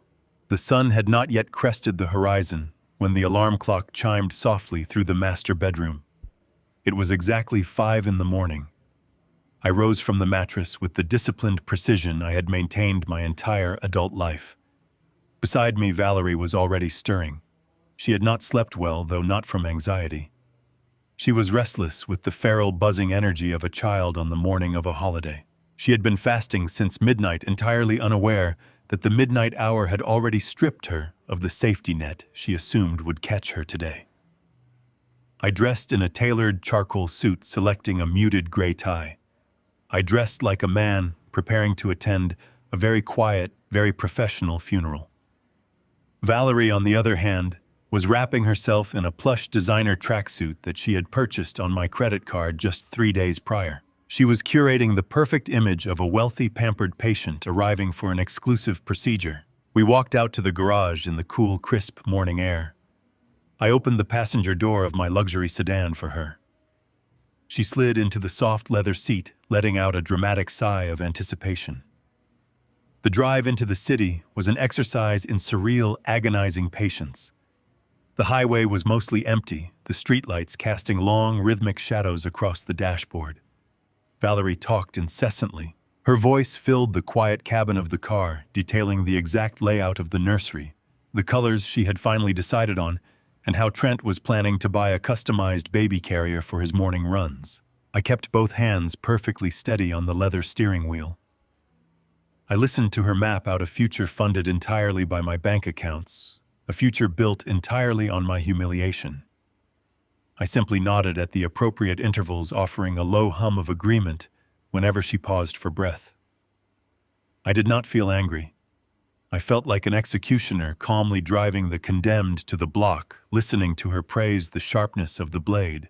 The city skyline began to rise in the distance, piercing the early morning fog. Valerie reached across the center console and placed her hand over mine. She thanked me for being so understanding, for being the rock that allowed her to fulfill her destiny. I did not pull my hand away. I let her hold it, staring straight ahead at the asphalt rolling beneath our tires. The sheer density of her delusion was a marvel. She truly believed that she had bent reality to her will, that she had seamlessly transitioned from my wife to Trent's financier, without ever dropping the mask of the loving spouse. We pulled up to the private fertility clinic just as the sun began to break through the overcast sky. It did not look like a traditional hospital. It was housed in a sleek, glass-fronted building tucked away in an exclusive commercial district. The lobby featured valet parking and a discreet, unmarked entrance designed specifically to protect the privacy of its high-net-worth clientele. I handed the keys to a young valet and guided Valerie through the heavy glass doors. The interior of the clinic smelled of expensive lavender diffusers and sanitized marble. Soft ambient music played from hidden speakers. The reception desk was carved from solid mahogany, and the waiting area was furnished with plush white leather sofas. It was a facility designed to separate the wealthy from their money, while making them feel entirely pampered. Valerie walked into the space as if she owned it. Her chin held high, her designer overnight bag slung casually over her shoulder. I walked a half step behind her, intentionally adopting a slightly slower, stiffer gait. I lowered my shoulders just a fraction. I allowed a subtle, trembling vulnerability to seep into my posture. I was playing the role she had assigned to me, the frail, accommodating elderly benefactor who was merely there to handle the logistics and sign the checks. I needed the receptionist, the nurses, and Trent to see exactly what Valerie saw, a harmless old man completely subjugated by a vibrant younger woman. Trent was already waiting for us in the lobby. He was pacing back and forth near a massive indoor water feature, holding 2 cups of artisanal coffee. He was dressed in pristine, dark athletic gear, looking less like a man preparing to support a woman through surgery, and more like an influencer preparing for a promotional photo shoot. The moment he saw Valerie, his face broke into a massive, exaggerated smile. He rushed across the marble floor, completely ignoring my presence, and pulled Valerie into a tight, theatrical embrace. He kissed the top of her head, rubbing her back, whispering loudly about how proud he was of her bravery. Valerie melted into his arms, letting out a soft, emotional whimper. She buried her face in his chest, performing the role of the fragile, devoted partner, seeking comfort from her strong protector. They stood there in the center of the lobby, locked in an intimate embrace, while her legal husband stood just 3 feet away, holding her overnight bag. The audacity was breathtaking. They were flaunting their betrayal in public, absolutely confident that I was too weak, too desperate, or too blind to do anything about it. I stood perfectly still, maintaining my mild, supportive expression. Trent finally pulled back, resting his hands heavily on Valerie's shoulders before turning his attention to me. He offered a wide, arrogant grin. "Gordon," he said, his deep voice carrying across the quiet waiting room. "Thank you for bringing her in. I know the traffic can be rough this early. I got here as soon as I could. I wanted to make sure she felt completely supported before she goes back." He handed Valerie one of the coffees, intentionally positioning his body between her and me, a subtle physical barrier designed to establish his dominance. I offered Trent a polite, thin smile. "It is no trouble at all, Trent. We both want what is best for Valerie today." He nodded, puffing out his chest, clearly satisfied with my docile response. We moved toward the plush white leather sofas to wait for the admissions nurse. Valerie sat in the middle, and Trent immediately sat right beside her, their legs pressing together. I chose a single armchair facing them. The dynamic was perfectly staged. They were the united couple embarking on a beautiful medical journey, and I was the irrelevant wealthy uncle sitting on the periphery. Valerie sipped her coffee, chatting nervously with Trent about the recovery timeline and how soon they could begin trying for a child. Trent held her hand, rubbing his thumb over her knuckles, assuring her that he had cleared his entire training schedule to be by her side during her bed rest. He spoke about his commitment, his deep paternal instincts, and his readiness to step up to the plate. I listened to his performance with a clinical, detached fascination. He was a master of empty promises. He was pledging his eternal devotion to a woman he believed was backed by a bottomless corporate bank account. He was romanticizing a future that I had already completely dismantled. I looked at the heavy gold watch on his wrist, the one my secondary credit card had paid for. I looked at the expensive highlights in Valerie's hair funded by my accounts. They were draped in armor made of my money, completely oblivious to the fact that the armor had just been turned into a magnet for a lightning strike. A nurse dressed in tailored navy blue scrubs emerged from a set of frosted glass double doors. She called Valerie's name, holding a digital tablet in her hand. The moment of separation had arrived. Valerie stood up, taking a deep, dramatic breath. Trent stood up with her, wrapping his arm securely around her waist. He kissed her deeply on the cheek, whispering a final string of empty encouragements. I stood up slowly from the armchair, smoothing the front of my charcoal suit. I walked over to them, stepping into their personal space just enough to force Trent to break his hold on her. Valerie turned to me, her eyes wide, playing the part of the grateful, nervous wife one last time. "Oh, Gordon," she murmured, reaching out to touch my lapel. "I will see you when I wake up. Thank you for everything. Thank you for making this possible." I looked down at her. I saw the absolute certainty in her eyes. She believed she had won the ultimate prize. I reached out and gently placed my hands on her shoulders. I leaned in and pressed a soft, measured kiss to her forehead. The scent of her expensive perfume filled my senses for the very last time. It was the scent of a parasite preparing to detach from its host. "You are going to do wonderfully, Valerie," I said, my voice projecting nothing but warm, unwavering support. "Rest easy. Everything is taken care of." I stepped back and turned to Trent. I extended my right hand. Trent looked surprised for a fraction of a second before flashing his arrogant, overconfident grin. He reached out and gripped my hand, attempting once again to squeeze with that pathetic, dominant pressure. I met his grip with a firm, solid hold of my own. I looked directly into his eyes. I did not blink. I did not look away. I let him see, just for a microscopic second, the cold, absolute emptiness behind my polite facade. "Take good care of her, Trent," I said, maintaining the handshake just a second longer than was comfortable. "She is going to need a lot of support when she wakes up." Trent laughed, pulling his hand away and patting his own chest. You do not need to worry about a thing, Gordon. I am not going anywhere. I am going to be right here waiting for her. I nodded slowly, a genuine, terrifying smile touching the corners of my mouth. I am very glad to hear that. Valerie turned toward the frosted glass doors following the nurse into the secure surgical wing.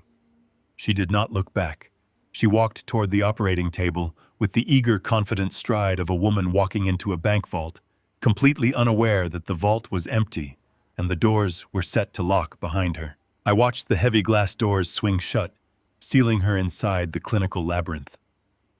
Trent let out a long, theatrical breath and shoved his hands into the pockets of his athletic pants. He turned to me, dropping the respectful facade entirely. He looked bored, impatient, and eager to establish his new reality. "Well," Trent said, gesturing vaguely toward the plush waiting area.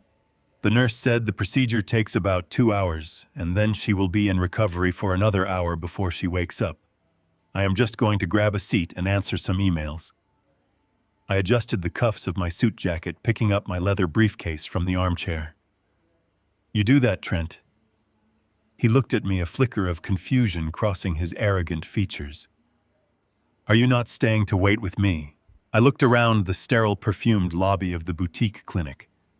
I looked at the white leather sofas, the indoor water feature, and the receptionist typing quietly behind the mahogany desk. My role in this pathetic, elaborate play was officially over. The deposit was paid, the patient was secured, the trap was fully loaded, and the trigger was tied directly to the anesthesia currently flowing into Valerie's veins. "No," I replied, my voice smooth, even, and utterly devoid of the frail, elderly warmth I had projected just moments before. "I have an appointment downtown that requires my immediate attention." Trent raised an eyebrow, clearly thrilled that he would not have to spend the next 3 hours making awkward small talk with the man whose wife he was attempting to steal. "Suit yourself, man," he chuckled, turning toward the sofas. "I will text you when she is coming out of the anesthesia." I gripped the handle of my briefcase. "Do not bother, Trent," I said quietly. "I will take care of the paperwork." I turned my back on him before he could process the statement. I walked across the polished marble floor of the clinic lobby. I pushed open the heavy glass doors and stepped out into the crisp, bright morning air. I handed my ticket to the valet, tipped him generously, and slid behind the wheel of my sedan. As I pulled out of the private parking lot, I did not look back at the glass building. My hands gripped the steering wheel, steady and sure. The charade was dead. The time for silent observation was over.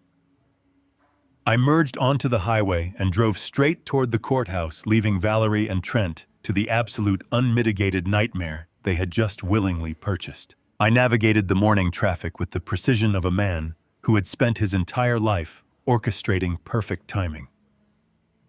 The city streets blurred past my windows, but my mind was laser-focused on the quiet clinic I had just left behind. I glanced at the digital clock illuminated on the dashboard. It was 8:30 in the morning. By now, the surgical nurses were rolling Valerie down the sterile white hallway into the operating theater. They were securing her to the table, attaching the cold adhesive monitors to her chest to track her heart rate and preparing the intravenous line in her arm.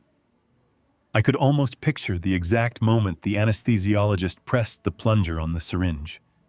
I could imagine the milky white anesthesia beginning to flow into her veins, pulling her down into a deep, chemically induced sleep. As her consciousness slowly faded away into the dark, so did the final thread connecting my life to hers. I was no longer a compliant husband playing a pathetic supportive role. I was a master tactician executing the final irreversible phase of a flawless extraction. The drive to the county courthouse took exactly 22 minutes. Every traffic light seemed to turn green, as if the city itself was clearing a clear, unobstructed path for my retribution.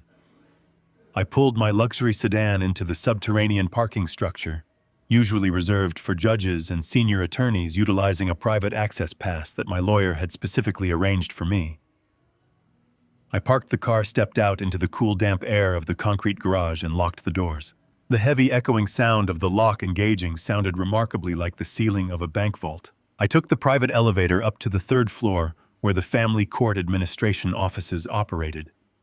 The metal doors slid open to reveal a massive, echoing marble hallway filled with the quiet, frantic energy of legal proceedings. Sullivan was already there, waiting for me on a wooden bench outside the main clerk's office. He did not look like a man preparing to file a standard domestic dispute. He looked like an apex predator swimming effortlessly in his natural habitat. He wore a dark navy bespoke suit and held a thick, meticulously organized leather briefcase resting on his knees. When he saw me approaching, a sharp, deeply satisfied glint appeared in his eyes. He stood up, checked his heavy gold watch, and gave me a single curt nod of approval. "We are right on schedule, Gordon," he said, his voice a low, commanding rumble that carried over the ambient noise of the busy courthouse. "The medical proxy alert you embedded in the surgical deposit paperwork pinged my office server exactly 5 minutes ago. The clinic has officially logged her as under general anesthesia. She is completely incapacitated and entirely unaware of her surroundings. The legal window of opportunity is wide open." "Let us close it," I replied, my voice devoid of anything but absolute chilling resolve. We walked together through the heavy wooden double doors of the clerk's office. The air inside smelled of old paper, stale coffee, and endless institutional bureaucracy. Sullivan completely bypassed the main line of waiting people, approaching a senior clerk he clearly knew well from his decades of legal maneuvering. He placed the heavy leather briefcase on the polished counter and opened the brass clasps. The sound was crisp and final. He began pulling out thick stacks of perfectly formatted legal documents, sliding them methodically across the wooden surface. "This is a petition for absolute dissolution of marriage," Sullivan announced, his tone projecting total, unwavering authority. "We are also filing an emergency ex parte motion to sever all secondary lines of credit and immediately freeze all joint marital accounts based on documented financial dissipation." The clerk, a weary-looking woman with wire-rimmed glasses, began scanning the top pages of the documents. She paused, her eyes widening slightly as she read the summary of the asset dissipation clause we had prepared.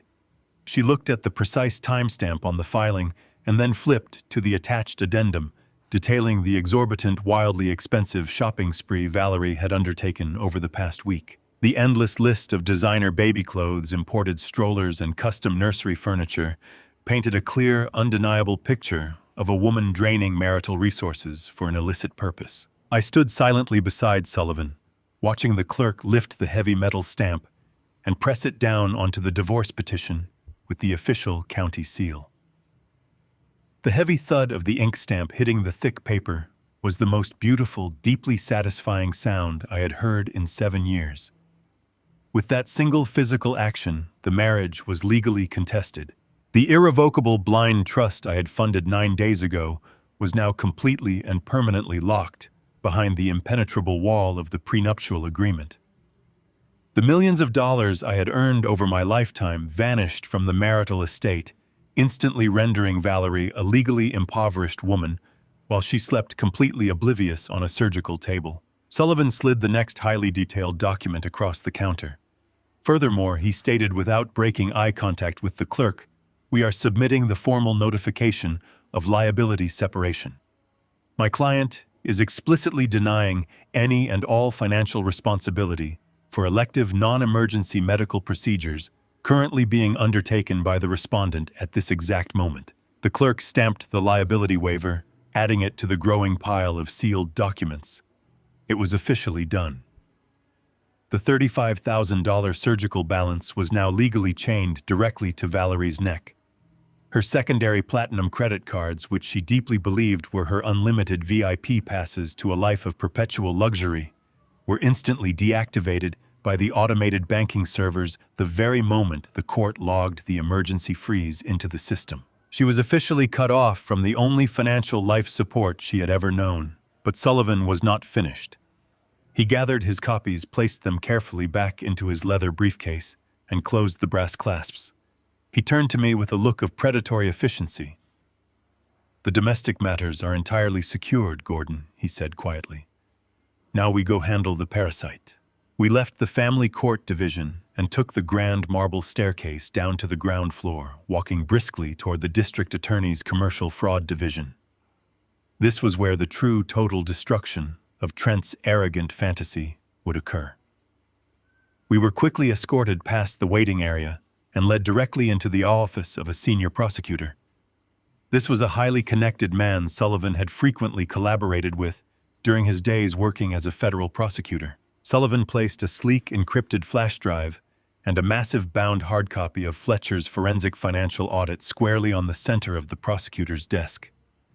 He did not waste time with pleasantries or casual conversation. "We are presenting a comprehensive formal referral for federal wire fraud and systemic embezzlement," Sullivan stated, his voice dropping to a dangerous clinical register. "The primary suspect is an individual operating a fictitious shell entity registered as Apex Elite Innovations. He has been receiving regular unauthorized transfers of marital assets from my client's wife spanning a period of 36 months. Yesterday afternoon, the suspect willingly accepted a $50,000 wire transfer across state banking lines under the explicit false pretense of executing commercial construction services at my client's private estate. We have the digital bank receipts, the fraudulent business registration, and the complete tracking of the laundered funds showing exactly how he used stolen money to fund his personal lifestyle." The prosecutor leaned forward and opened the heavy binder. He flipped through the meticulously color-coded spreadsheets that my forensic accountant had prepared. He saw the systematic theft, the fake domestic invoices, and the clear, undeniable evidence of federal wire fraud staring back at him in black and white. A grim, predatory smile slowly spread across the prosecutor's face as he realized the absolute perfection of the case being handed to him on a silver platter. "This is a remarkably clean package," Sullivan the prosecutor said, tapping his pen against the financial ledger. "We have an open and shut case of illicit financial gain and interstate wire fraud. I am forwarding this complete file to the Financial Crimes Task Force immediately. They will petition a federal judge to freeze his limited liability company accounts and his personal banking accounts before noon today." I stood silently in the prosecutor's office, listening to the massive, heavy machinery of the justice system grinding into gear. Trent had thought he was a brilliant mastermind. He had stood in the foyer of my beautiful home puffing out his chest, believing he had effortlessly conned a frail old man into giving him $50,000 to build a love nest for him and my wife. Instead, he had just willingly swallowed a sharp steel hook permanently attached to a federal criminal indictment. His bank accounts were about to be seized by the government. His fake lifestyle company was going to be completely dismantled. He was going to face federal investigators asking very aggressive questions about his interstate financial crimes, and he would have absolutely no money to hire a defense attorney to protect him. I shook the prosecutor's hand and walked out of the heavy glass doors of the building with Sullivan by my side. The morning sun was now shining brightly over the bustling city, reflecting brilliantly off the towering glass skyscrapers. In the span of a single quiet hour, I had completely severed my legal ties to a treacherous wife, neutralized her ability to touch my hard-earned wealth, shifted a crippling medical debt entirely onto her shoulders, and initiated a devastating federal criminal investigation against her arrogant lover. I breathed in the fresh morning city air, feeling an absolute, overwhelming sense of profound, peaceful liberation wash over me. The trap had not just closed. It had locked entirely, shutting them inside a financial nightmare they could never escape. I drove away from the bustling city center and aimed my sedan back toward the quiet isolation of my estate. The morning sun was climbing higher into the sky, burning off the last remnants of the early fog. By the time I reached the iron gates of my property, the world felt entirely different. It felt lighter. I pressed the button on my visor and watched the heavy gates swing open, revealing the long, winding gravel driveway. Waiting for me at the circular turnaround in front of the main house was a fleet of 3 unmarked white utility vans. These were not standard moving companies.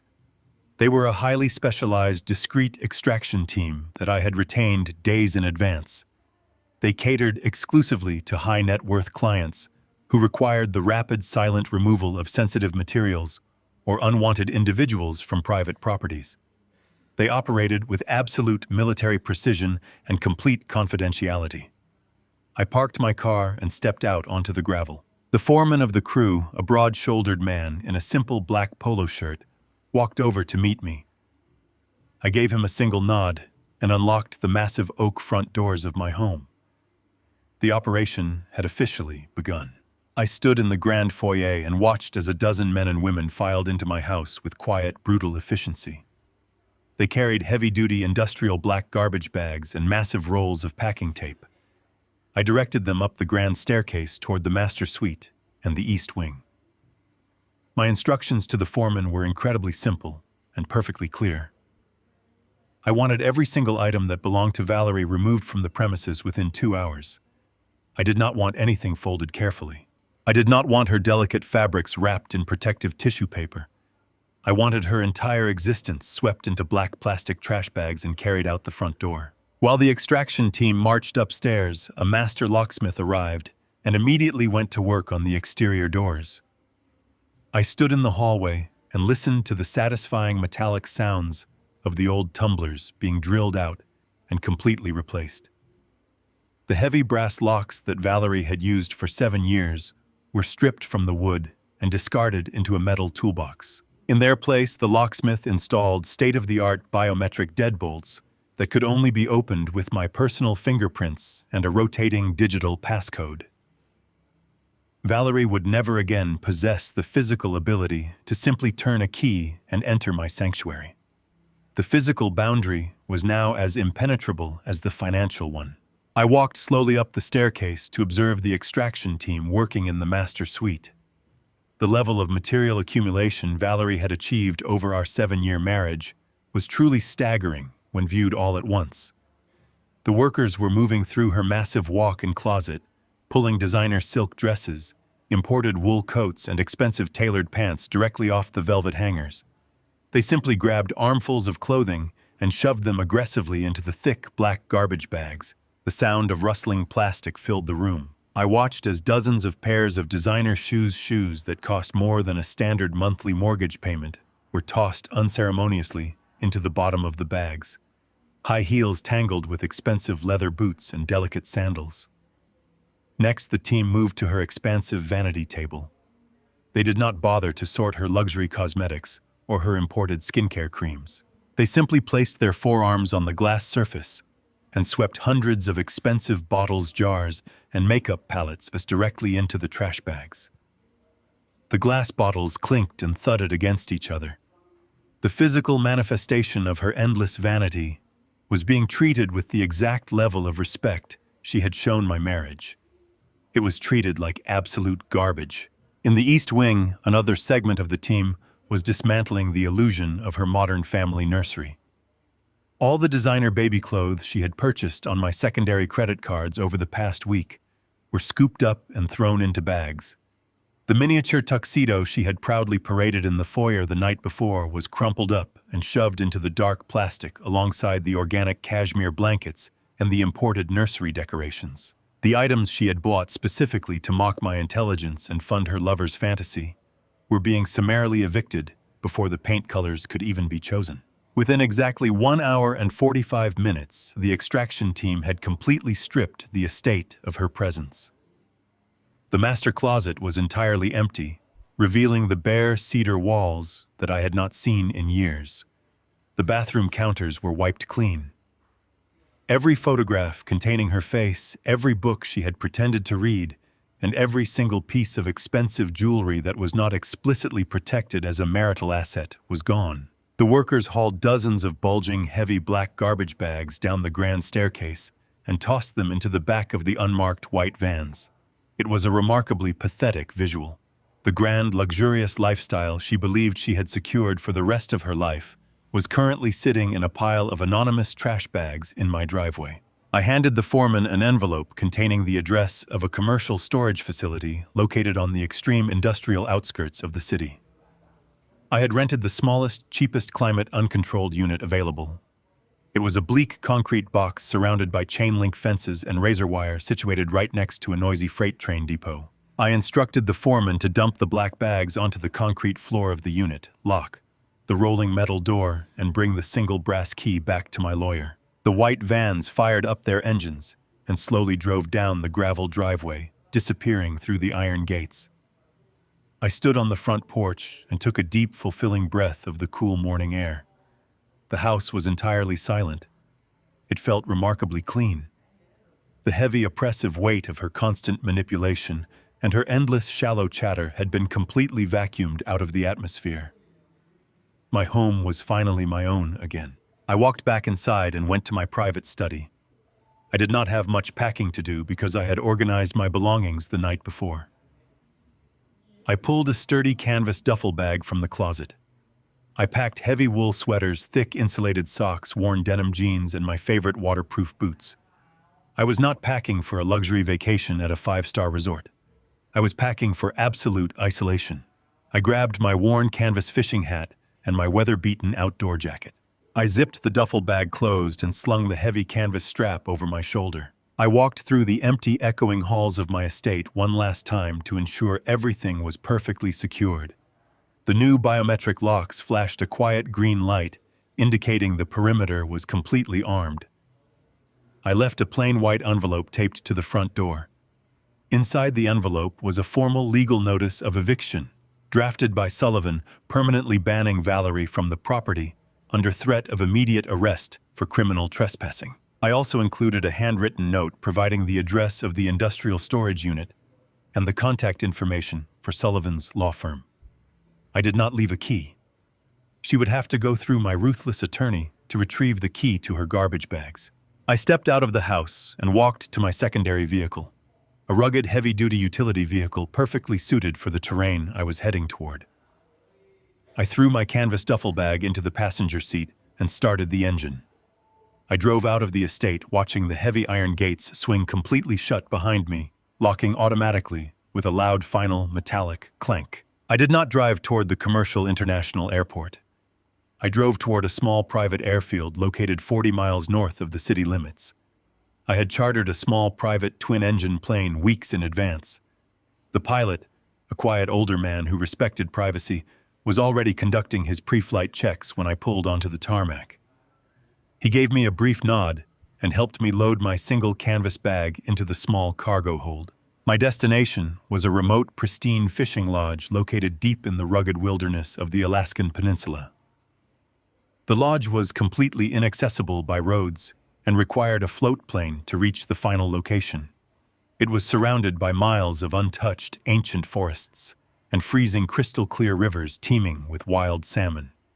Most importantly, the lodge had absolutely no cellular reception and deliberately unreliable satellite internet. It was an absolute communications black hole. I climbed into the small cabin of the aircraft and strapped myself into the worn leather seat. The twin engines roared to life, vibrating through the floorboards with a steady, powerful rhythm. As the small plane accelerated down the runway and lifted smoothly into the bright morning sky, I looked out the small, scratched window.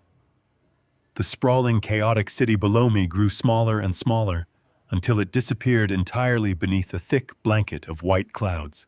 I reached into my jacket pocket and pulled out my mobile phone. I looked at the dark, blank screen for a brief moment.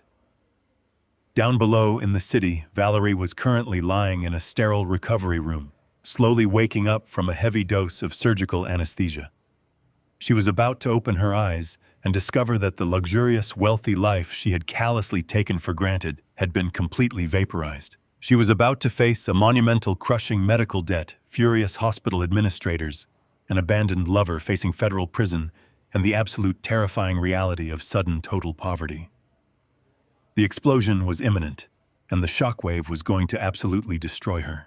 I pressed the power button on the side of the device, holding it down until the screen went entirely black. I slipped the dead phone back into my pocket and leaned my head back against the seat, closing my eyes. I listened to the steady humming drone of the airplane engines carrying me thousands of miles away toward the freezing, peaceful Alaskan wilderness. I had executed the perfect silent extraction, and now I was going fishing. The float plane touched down smoothly on the glassy surface of a freezing, crystal-clear Alaskan lake. The pilot guided the small aircraft toward a weathered wooden dock, tying off the thick maritime ropes with practiced efficiency. I stepped out of the cabin, breathing in the sharp, aggressively cold, pine-scented air. The landscape surrounding me was massive, silent, and entirely untouched by the trivial, greedy concerns of modern society. I carried my heavy canvas duffel bag toward a small rustic waiting shelter, constructed of rough-hewn logs. This was the final staging point, before a smaller boat would take me completely off the grid. Inside my thick, insulated jacket, my primary mobile phone remained turned off and utterly useless. But I reached deep into a zippered pocket and pulled out a cheap plastic prepaid device. I had purchased it with untraceable cash 3 weeks ago. Only my attorney possessed this specific number with absolute strict instructions to provide it to my wife's legal counsel, precisely 3 hours after her surgical admission. I pressed the power button and watched the cheap, pixelated screen flicker to life, finding a faint satellite signal. I did not have to wait long. Exactly 3 hours after the anesthesia had entered her veins, the prepaid phone began to violently vibrate against the rough wooden table of the shelter.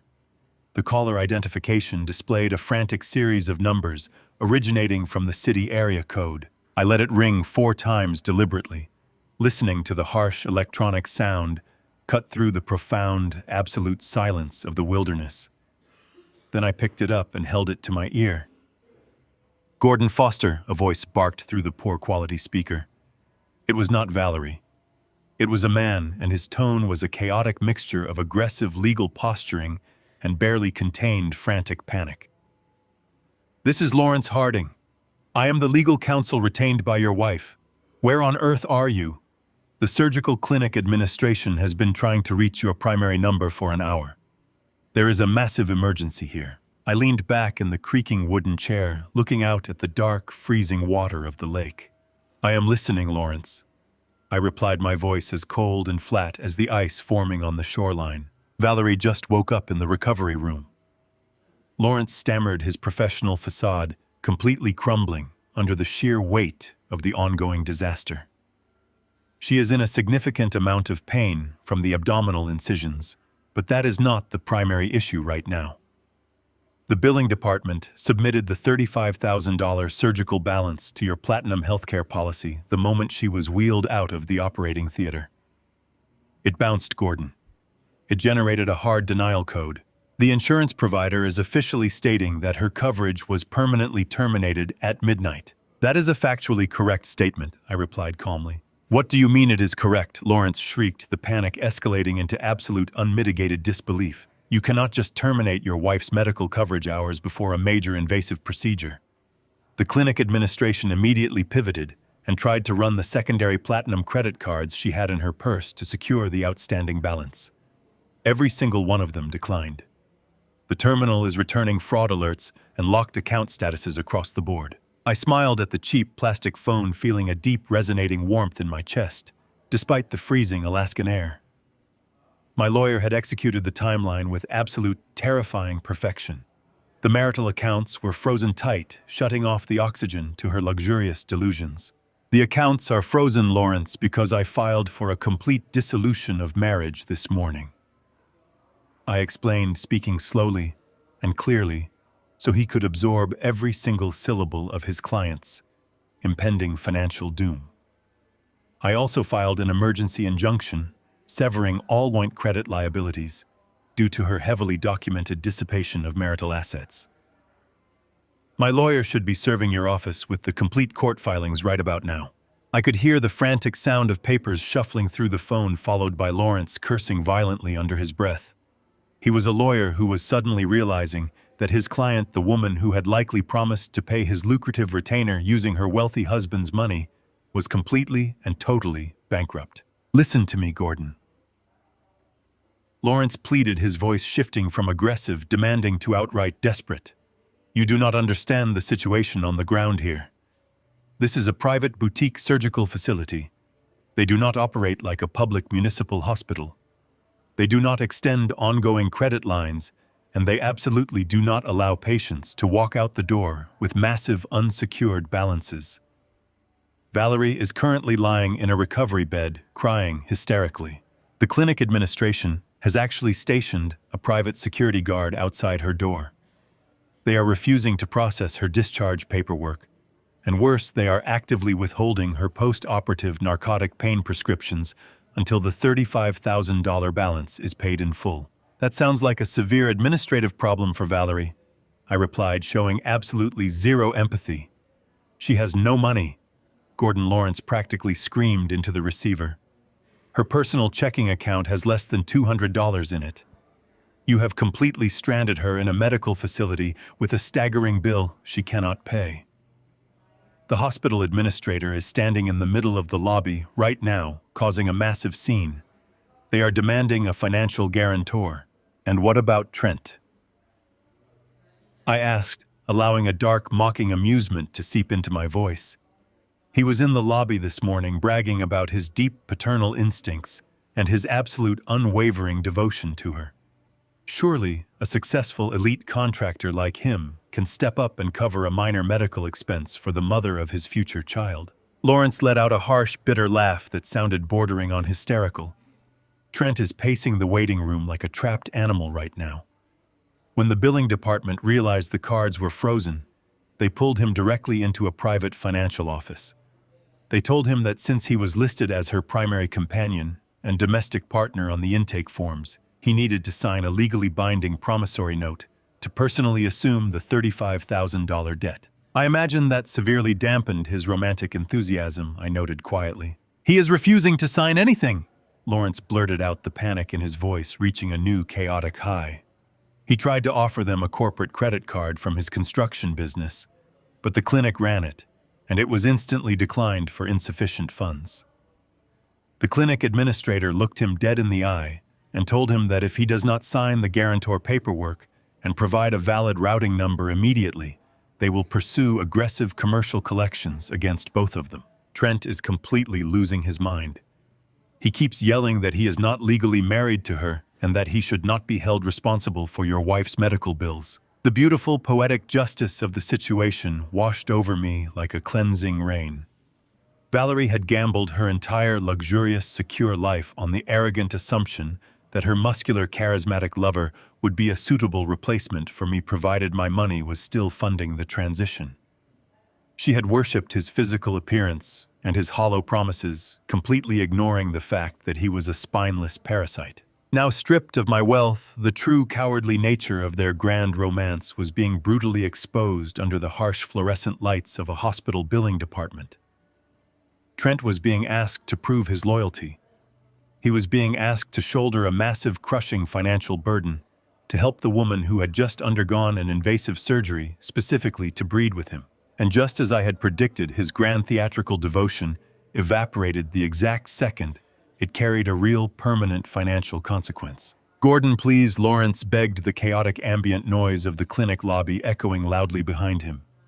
Valerie is sobbing uncontrollably in the recovery suite. She is begging for you. She is asking me to tell you that this is all a massive mistake, that she will cancel the divorce, that she will do whatever you want. Just call the bank and unlock one of the secondary cards so we can pay the clinic and get her the pain medication she desperately needs. I looked out at the freezing, pristine Alaskan water, watching a cold mist roll across the surface of the lake. I thought about the sheer, unadulterated disrespect she had shown me for the past 3 years. I thought about her standing in my foyer, showing off a miniature tuxedo bought with my money for a child that was meant to replace my legacy. "Lawrence," I said, my voice carrying the absolute uncompromising weight of a stone avalanche. "Listen to me very carefully. You are speaking to a man who no longer has a wife. I do not care about her tears. I do not care about her surgical pain. She signed a legally binding financial liability waiver before she went under the anesthesia. She made a conscious, deliberate choice to permanently alter her body to accommodate another man. She can now rely entirely on that man to pay the bill." But Gordon Lawrence stammered, his voice shaking. "Do not interrupt me," I commanded, cutting him off instantly. "You will inform your client that her designer clothing and her luxury accessories have been removed from my estate. They are currently sitting in heavy black garbage bags on the concrete floor of an industrial storage unit. My lawyer will provide you with the address and the combination lock code tomorrow morning. Do not attempt to contact this number again." I pulled the phone away from my ear, disconnected the active call, and immediately powered down the cheap plastic device. I walked to the edge of the wooden dock, pulled my arm back, and hurled the burner phone as far as I could into the freezing dark waters of the Alaskan lake. It vanished beneath the surface with a small, quiet splash sinking straight to the bottom. I turned my back on the water, picked up my heavy canvas duffel bag, and walked toward the small boat that was waiting to take me to the lodge, leaving them all to burn in the inferno they had built for themselves. While I was gliding across the freezing mirror-like surface of the Alaskan lake, my lawyer was already moving to secure the sworn affidavits and the clinic security footage that would later paint a flawless, highly detailed picture of the chaos I had left behind in the city. Sullivan is a man who leaves absolutely nothing to the imagination. He ensured that every single moment of my ex-wife's catastrophic awakening and her lover's cowardly retreat was completely documented by the clinic staff and my private investigators. Sitting in the warm, quiet cabin of the fishing lodge days later, I read through Sullivan's comprehensive reports with a deep, profound sense of satisfaction. The trap had not just worked, it had operated with a brutal mechanical perfection. Trent had been standing in the pristine marble lobby of the boutique fertility clinic, holding a lukewarm cup of artisanal coffee. He was still wearing his tight, branded athletic clothes, projecting the curated image of a strong, devoted father-to-be.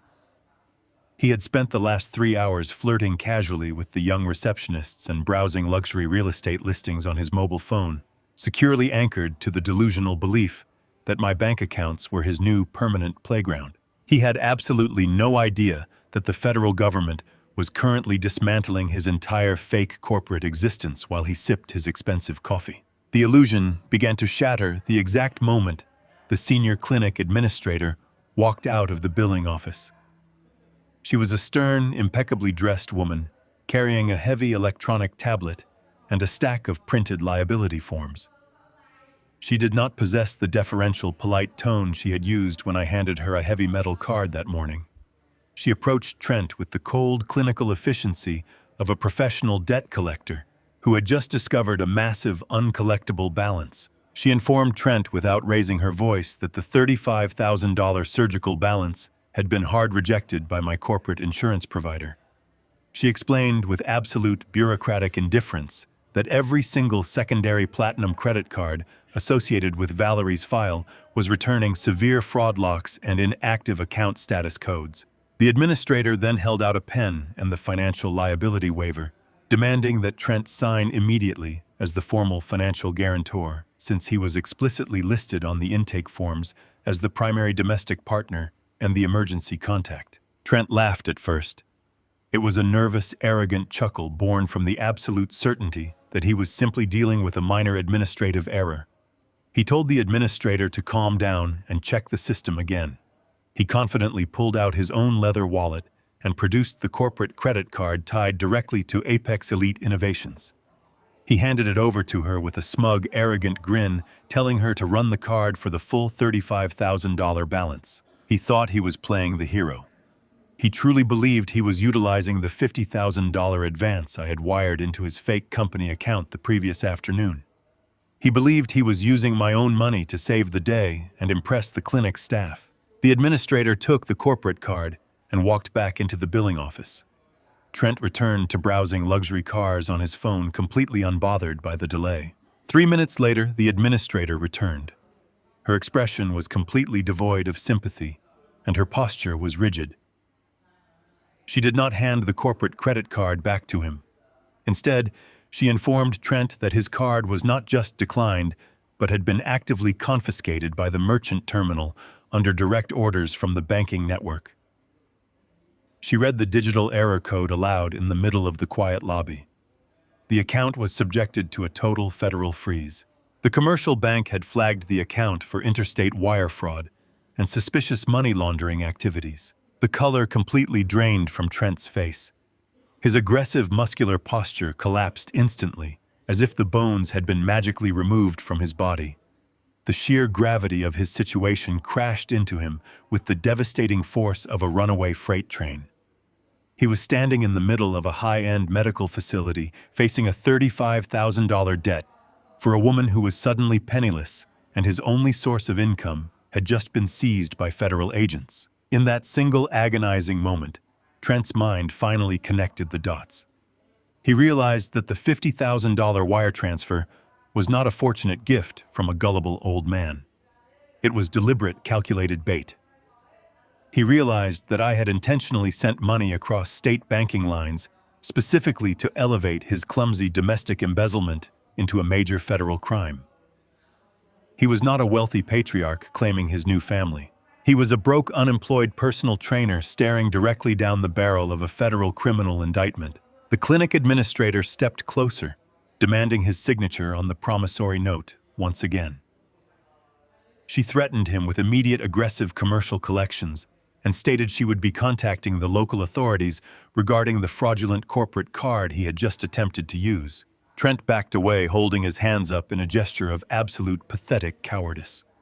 His paternal instincts, his grand romantic promises, and his arrogant confidence completely evaporated into the sterile hospital air. The sheer terror of federal prison eclipsed any residual affection he might have held for Valerie. He told the administrator he needed to step outside to make a quick phone call to his bank. It was a desperate, transparent lie. He turned and walked rapidly down the sterile white hallway, heading toward the recovery wing where Valerie was being held. Valerie was lying in a narrow recovery bed. The heavy surgical anesthesia was slowly wearing off, leaving her trapped in a thick, disorienting fog of physical pain and profound confusion. Her lower abdomen throbbed intensely from the invasive incisions. The recovery nurses were strictly refusing to dispense her heavy narcotic painkillers until the massive financial hold on her account was completely cleared. She was hurting, vulnerable, and entirely stripped of her glamorous facade. She looked up through the haze of pain and saw Trent standing in the doorway of the recovery room. She managed a weak, trembling smile. She reached out her pale hand, expecting him to rush to her side. She expected him to hold her, to kiss her forehead, and to be the strong, supportive rock he had promised to be just hours earlier. She called his name, her voice a soft, desperate whisper echoing in the quiet medical room. Trent stopped dead in the doorway. He looked at the woman he had conspired with, the woman who had just permanently and painfully altered her own body specifically to accommodate his desires. He did not see a beautiful, tragic romance. He did not see a loyal partner or the mother of his future child. He saw a massive, crippling financial liability. He saw a sinking ship, and he had absolutely no intention of going down with it. He looked at her outstretched hand, and then he looked at the heavy medical monitoring equipment surrounding her bed. He knew that if he walked into that room, he would be trapped. He knew the hospital administration would corner him and force him to assume the crushing debt. He looked back at Valerie's face. Her weak, hopeful smile slowly faded into an expression of pure, unadulterated terror as she saw the sheer panic and absolute disgust written clearly across his features. Trent did not walk over to hold her hand. He did not offer a single word of comfort or explanation. He did not even say goodbye. He simply took one step backward out of the recovery room, turned around, and walked away. He practically sprinted back down the long, polished hallway, completely ignoring the administrator, who was now calling angrily after him. He shoved his way through the heavy glass front doors of the boutique clinic and burst out into the bright afternoon sun. He ran across the parking lot toward his leased oversized pickup truck, the very vehicle he could no longer afford to pay for without my stolen money. He jumped into the driver's seat, slammed the door shut, and sped out of the parking lot, with his tires squealing against the asphalt. He abandoned his grand romantic delusion the exact second it required him to take an ounce of personal responsibility. He left the woman he supposedly loved completely stranded in a medical facility surrounded by furious administrators and drowning in physical pain. Back in the recovery room, Valerie let her hand fall weakly onto the crisp white hospital sheets. The nurses stood nearby, watching the scene unfold with a mixture of professional pity and severe administrative impatience. The heavy reality of her situation began to crush her. The man she had destroyed her marriage for had just fled like a terrified child. The wealthy husband she had assumed would endlessly fund her life was completely gone. She was entirely alone, broke and chained to a mountain of medical debt. The illusion of her luxury had shattered completely, leaving her with absolutely nothing but the painful physical scars of her own monumental greed. I stepped into the main living area of the rustic Alaskan cabin, wiping the freezing mist from my face. The massive stone fireplace crackled with burning pine, filling the room with a deep, comforting warmth. My secure satellite phone resting on the heavy wooden dining table began to emit a sharp, rhythmic ring. I knew exactly who was orchestrating this communication. I walked over and answered the call. My attorney Sullivan spoke first, his voice crystal clear despite the thousands of miles between us. "Gordon," he said smoothly, "I have Lawrence Harding on a conference line. He has been aggressively petitioning my office for the last 20 minutes, demanding to speak with you directly regarding his client's medical emergency. I advised him that you are under no legal obligation to entertain his grievances, but he insists the situation requires your immediate financial intervention." "Put him through, Sullivan," I replied, taking a seat in a leather armchair by the fire. The line clicked, and the chaotic, frantic breathing of Valerie's lawyer filled the quiet cabin. Gordon Lawrence practically gasped, his voice vibrating with a pathetic mixture of outrage and sheer desperation. "You have to reverse this injunction immediately. My client is currently trapped in a recovery ward. The hospital administration has security guards stationed at her door. They are holding her completely liable for a $35,000 surgical bill, and her partner has absolutely vanished. She is sobbing and begging for you to just unlock one credit card. Just one card, Gordon, so she can pay the facility and receive her pain medication." I listened to the crackling fire. I let the silence stretch across the satellite connection, forcing Lawrence to sit in the uncomfortable, agonizing reality of his client's total ruin. He was a man accustomed to bullying his way through legal negotiations, but he was quickly realizing that he possessed absolutely zero leverage. "Lawrence," I began, my voice carrying the steady, uncompromising weight of a judge delivering a final sentence. "You are a legal professional, so I will explain this to you using terms you cannot possibly misunderstand. I am no longer legally married to the woman crying in that hospital bed. The emergency ex parte motion filed by my counsel this morning legally severed all joint financial liabilities. The blind trust holds the assets, and the marital estate is effectively zero." "But you cannot just abandon her in a medical facility," Lawrence argued, though his voice was losing its aggressive edge, giving way to a profound sense of defeat. "You have a moral obligation to the woman you spent 7 years with." I stopped him right there. A moral obligation. I repeated the words, tasting bitter and completely absurd. "Let us discuss moral obligations, Lawrence.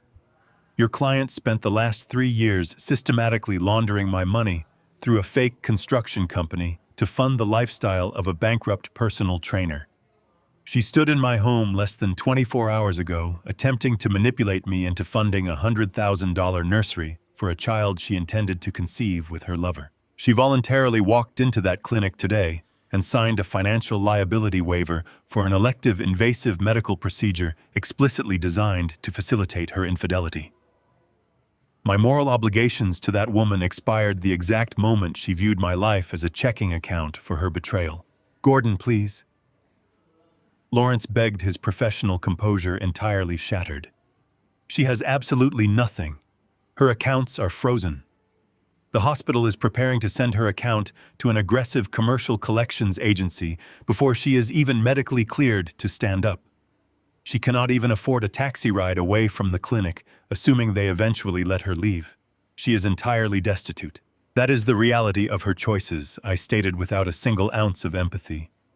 She wanted a new life with a younger man. She wanted to build a modern family on my dime.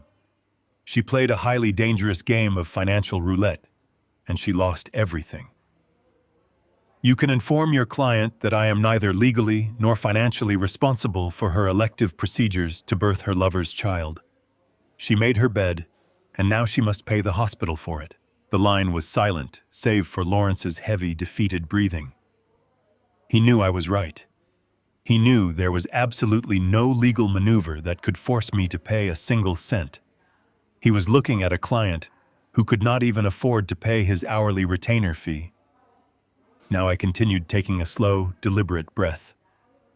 Since you are her retained counsel, I will provide you with the final details of her extraction from my life. I suggest you write this down. I heard the faint scratching of a pen on paper over the phone line. Your client is permanently evicted from my estate, I instructed. If she attempts to step foot on my property, she will be immediately arrested for criminal trespassing. However, I am not an entirely unreasonable man. I did not destroy her personal belongings. I had a specialized crew pack her designer clothing, her expensive shoes, and her luxury cosmetics. They are currently securely stored at an industrial storage facility located on the far east side of the city, right next to the commercial freight train depot. I recited the exact address of the bleak concrete storage unit and provided the numeric access code to the heavy metal padlock. Her entire curated life is sitting on a dirty concrete floor packed into heavy-duty black garbage bags, I told him. When she finally manages to escape the hospital billing department, she can go collect her things. Tell her to wear comfortable shoes. It is a very long walk from the nearest public bus stop. There was nothing left to say. The message was delivered with absolute clinical precision. The reality check had been administered, and the grand illusion was permanently shattered. Do not contact this number again, Lawrence, I said. Direct all further communications to Sullivan. I pressed the button to end the call, severing the connection entirely. I set the satellite phone down on the heavy wooden table and walked back over to the armchair by the fire. The profound, absolute silence of the Alaskan wilderness wrapped around the cabin like a thick, protective blanket. There were no more lies. There were no more manipulations. The parasite had been fully and permanently excised from my life. I sat in the warmth of the fire, staring into the dancing orange flames, and for the first time in 7 years, I felt completely and utterly free. 6 months had passed since the morning I left my wife in a sterile recovery room and flew to the Alaskan wilderness. The deep freezing winter of the North had effectively purged the last lingering traces of her existence from my mind. When I finally returned to the city to attend the final divorce hearing, I felt absolutely no residual anger. I felt only the quiet, focused anticipation of a man arriving to watch the final brick be laid on a tomb he had carefully designed. The county courthouse was an imposing structure of limestone and polished mahogany, representing the cold, unwavering reality of the law. I walked into the designated courtroom and took my seat beside Sullivan at the heavy oak table designated for the respondent. Sullivan wore a dark charcoal suit, and his expression was completely unreadable. He had spent the last 6 months dismantling every desperate legal motion Valerie's newly appointed public defender had attempted to file. The heavy wooden doors at the back of the courtroom swung open, and Valerie walked in. The visual transformation was nothing short of staggering. The radiant, pampered woman who used to glide through my estate draped in imported silk and diamonds had completely vanished. In her place was a frail, exhausted shadow. She wore an ill-fitting beige suit that looked like it had been purchased from a discount rack. The expensive highlights in her hair had grown out, revealing dull gray roots. The glowing skin she used to maintain with thousands of dollars of my money was now pale and lined with the deep, undeniable trenches of chronic stress and absolute financial terror. She took her seat across the aisle, not daring to make eye contact with me. Her cheap lawyer, a young man who looked completely overwhelmed by the sheer volume of Sullivan's counter-filings, frantically shuffled through a thin stack of poorly organized papers. The judge entered the room. He was a stern older man with a reputation for possessing zero tolerance for frivolous litigation and domestic fraud. He banged his wooden gavel and called the session to order. Valerie's lawyer immediately launched into his prepared statement.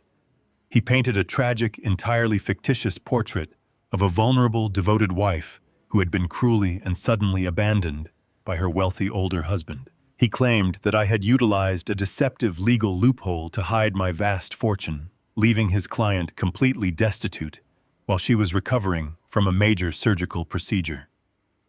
He formally petitioned the court to invalidate the prenuptial agreement, demand access to the blind trust, and award Valerie a lump sum of $5 million plus $10,000 a month in permanent alimony to maintain the standard of living she had grown accustomed to. I listened to the young lawyer's impassioned speech with a mild, detached fascination. He was throwing water balloons at a steel fortress. When he finally concluded his opening statement and took his seat, Sullivan stood up. He did not raise his voice. He did not employ theatrical gestures. He simply picked up a massive, heavily bound folder from our table and approached the judge's bench. "Your Honor," Sullivan began, his voice echoing with devastating authority through the quiet courtroom. "Opposing counsel has painted a compelling picture of abandonment. However, the financial reality of this marriage paints a vastly different portrait. A portrait of systemic theft, calculated fraud, and aggressive dissipation of marital assets." Sullivan handed the thick folder to the judge. It was the complete, finalized forensic audit prepared by Fletcher. Contained within that document, Your Honor, is the undeniable proof that for the final 3 years of this marriage, the petitioner engaged in a continuous, highly orchestrated embezzlement scheme, Sullivan explained methodically. She illegally transferred exactly $150,000 of my client's marital funds into a series of fictitious corporate entities. These entities were entirely owned and operated by a man named Trent, a personal trainer, with whom the petitioner was conducting a long-term romantic affair. A collective gasp echoed from the small gallery at the back of the courtroom. Valerie's lawyer turned stark white, completely blindsided by the revelation. Valerie sank lower into her chair, pulling her arms tightly across her chest, as if she could physically shield herself from the sheer weight of her exposed crimes. Furthermore, Sullivan continued relentlessly, the petitioner chose to undergo an elective, highly invasive tubal reversal surgery, specifically to conceive a child with her illicit partner. In the week leading up to this surgery, she maliciously utilized my client's secondary credit accounts to purchase $22,400 worth of luxury infant goods and nursery renovations to prepare for a child conceived outside of the marriage. My client formally severed his financial liabilities the moment he discovered the extent of this staggering betrayal. We maintain that the prenuptial agreement is ironclad, the blind trust is legally untouchable, and the petitioner is entirely responsible for the massive debts she accrued while funding her own infidelity. The judge opened the thick binder. The silence in the courtroom was suffocating as he reviewed the color-coded spreadsheets, the routed bank transfers, and the damning digital receipts of the luxury baby clothes. He read the police reports detailing the fraudulent construction company and the subsequent federal actions taken against Trent's accounts. The judge's expression shifted from neutral observation to an absolute profound disgust. He closed the heavy binder and looked directly down at Valerie. "Mrs. Foster," the judge said, his voice ringing with a cold, lethal finality. "In my 3 decades presiding over family court, I have rarely witnessed a display of greed and manipulation as thoroughly documented and as morally bankrupt as the one sitting on my desk. You did not just violate the vows of your marriage, you utilized your husband's trust to operate a criminal money laundering scheme for your paramour." Valerie began to weep quietly, her hands covering her face. There was no sympathy in the room for her tears. "Your petition to invalidate the prenuptial agreement is completely and totally denied," the judge declared, striking the wooden block with his gavel. "The blind trust your husband established is legally sound and entirely out of your reach. You are awarded absolutely zero alimony. Furthermore, you are hereby held solely and entirely liable for the $35,000 medical debt you incurred at the surgical clinic. You are also ordered to assume the $22,400 in credit card debt used to purchase items for a child conceived through your documented affair." Valerie's lawyer attempted to stand up to offer a weak objection, but the judge silenced him with a single sharp glare. "As for your partner," the judge continued, leaning forward, "you will find absolutely no financial rescue there. Federal investigators have successfully indicted Trent on multiple counts of interstate wire fraud and commercial money laundering based on the funds you funneled into his fake business. He is currently sitting in a federal holding facility, awaiting a criminal trial that will likely result in a very lengthy prison sentence. Your scheme is over, Mrs. Foster. You leave this courtroom with exactly what you brought into it, which is absolutely nothing. The heavy strike of the gavel finalized the ruling, sealing Valerie's fate permanently. She let out a wretched, broken sob, burying her face in her hands as her young lawyer awkwardly packed up his useless notes. I stood up from the heavy oak table, buttoned my suit jacket, and shook Sullivan's hand. We walked out of the courtroom together, leaving Valerie completely drowning in the absolute wreckage of her own catastrophic arrogance. The legal demolition was flawless. The bitter aftermath of her choices unfolded rapidly and without an ounce of mercy over the following months. When Trent was arrested by federal agents, his survival instincts immediately took over. Facing decades in federal prison, he desperately attempted to secure a plea deal by offering to testify against Valerie, claiming she was the criminal mastermind who had manipulated him into opening the shell companies. While the federal prosecutors ultimately declined to press formal charges against her, citing her lack of direct corporate involvement, Trent's betrayal was the final nail in the coffin of their grand romance. He completely threw her under the bus in a desperate, pathetic bid to save himself, proving exactly what kind of man she had destroyed her luxurious life to be with. Valerie was left entirely alone, carrying the massive physical and financial scars of her devastating miscalculations. The highly invasive tubal reversal surgery she had undergone had required a significant physical recovery. Because she was immediately evicted from my estate and possessed absolutely no money to secure a comfortable apartment, she had spent her grueling, painful recovery period sleeping on a stained mattress in a tiny rented room located in a dangerous, rundown section of the city. She had no premium health care to provide post-operative physical therapy. She had no luxury spa treatments to ease her discomfort. She had to suffer through the agonizing healing process while listening to the sounds of police sirens and traffic outside her thin apartment window. The tragic irony of her situation was inescapable. She had permanently and painfully altered her own body specifically to bear a child for a man who had completely abandoned her. She now possessed the physical ability to conceive, but she had absolutely no partner and not a single dollar to her name. The dream of a modern blended family living in a custom-built nursery had evaporated, leaving her with nothing but a hollow, aching reality. With her credit completely destroyed and aggressive commercial collection agencies calling her phone relentlessly every single day, Valerie was forced to face the real world for the first time in her adult life. She could no longer rely on her fading youth or her practiced charm to secure a wealthy benefactor. Her very public, highly humiliating divorce and the subsequent federal investigation surrounding her former lover made her an absolute social pariah. The wealthy socialite circles she used to glide through completely blacklisted, her refusing to return her desperate phone calls or emails. To avoid total homelessness and starvation, Valerie had no choice but to enter the traditional workforce. She possessed no modern corporate skills, no college degree, and absolutely no relevant professional experience.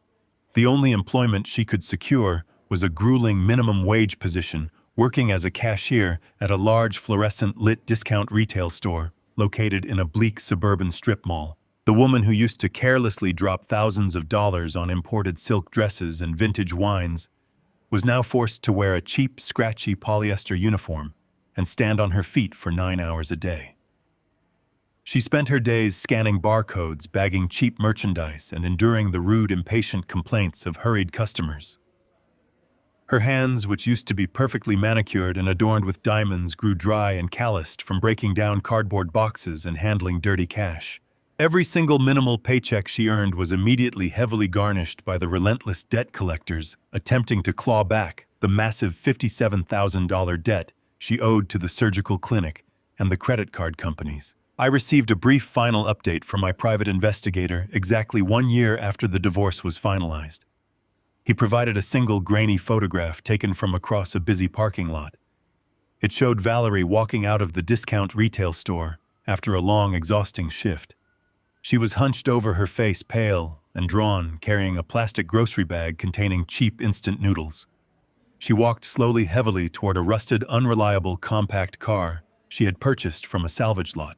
She looked entirely broken, utterly defeated by the crushing weight of the consequences she had brought entirely upon herself. I looked at the photograph for a long, silent moment. I felt absolutely no pity. I felt no regret.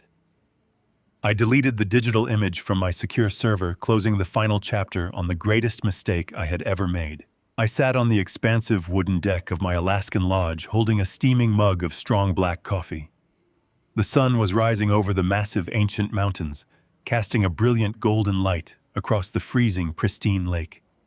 The air was perfectly clean, sharp, and completely silent. There were no lies here. There were no parasites hiding behind bright smiles and false affection. I had successfully audited my own life, identifying the fatal inefficiency and cutting it out with absolute, uncompromising precision. I took a slow, deep breath of the freezing air, enjoying the profound, absolute peace of a man who had reclaimed his empire and his absolute freedom. The air in Alaska carries a specific kind of cold. It is a crisp, heavy chill that completely clears the mind and settles deep into your bones.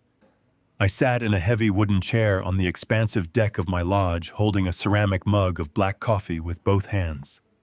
The thick steam curled upward, vanishing into the pristine morning air.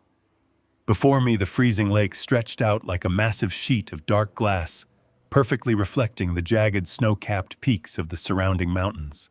There were no sirens here. There were no incoming alerts from platinum credit cards, and no hollow voices pretending to love me. There was only the profound, absolute silence of the wilderness. For 40 years, I built my life around movement. I built supply chains that spanned the globe constantly, analyzing risks and neutralizing threats. When I retired, I thought I was ready for stillness. I thought bringing a younger, vibrant presence into my home would fill the quiet spaces I had neglected. I was wrong. The noise Valerie brought into my life was a toxic, suffocating clatter of endless consumption and relentless greed. She filled my halls with the sounds of her own vanity and the creeping whispers of her betrayal. But as I sat there watching a pair of eagles circle high above the tree line, I realized that true wealth has absolutely nothing to do with the balance in a blind trust or the limit on a black card. True ultimate wealth is the absolute freedom to walk away. It is the power to look at a structure that is entirely rotten and simply let it collapse under its own weight. I did not need to scream or negotiate or fight for my dignity in a crowded public room. I only needed to quietly remove the foundation and watch gravity do the rest. I do not harbor any lingering hatred for her or for the man who tried to replace me. Hatred requires an ongoing investment of emotional energy, and they are no longer worth a single fraction of my time. They are closed accounts. They are audited liabilities that have been permanently liquidated from my personal ledger. The surgical clinic, the storage unit, the federal indictments, and the minimum wage retail jobs are all consequences they purchased entirely on their own. I took a slow, deep sip of my coffee, feeling the dark, bitter warmth spread through my chest. The sun finally broke completely over the mountain ridge, bathing the dark water in a brilliant, blinding gold. A gentle breeze rolled across the lake, rustling the heavy pine branches behind the cabin. The day stretched out before me, entirely blank and entirely my own. There were no more traps to set, and no more illusions to maintain. I leaned back in the heavy wooden chair, closed my eyes, and simply existed in the quiet, unshakable peace of a man who had finally reclaimed his life. The greatest lesson here is that true power does not roar, it observes. When faced with absolute betrayal, the natural instinct is often to scream, demand answers, or fight for respect. However, engaging in an emotional war with parasitic individuals only feeds their delusions and gives them the upper hand. Real strength lies in profound silence, meticulous planning, and the unwavering enforcement of boundaries. Wealth and resources are merely tools, but your peace, dignity, and freedom are invaluable assets that must be fiercely guarded. Sometimes the most devastating justice is simply removing your presence and your protection and letting gravity take its natural course. If this story resonated with you, share in the comments.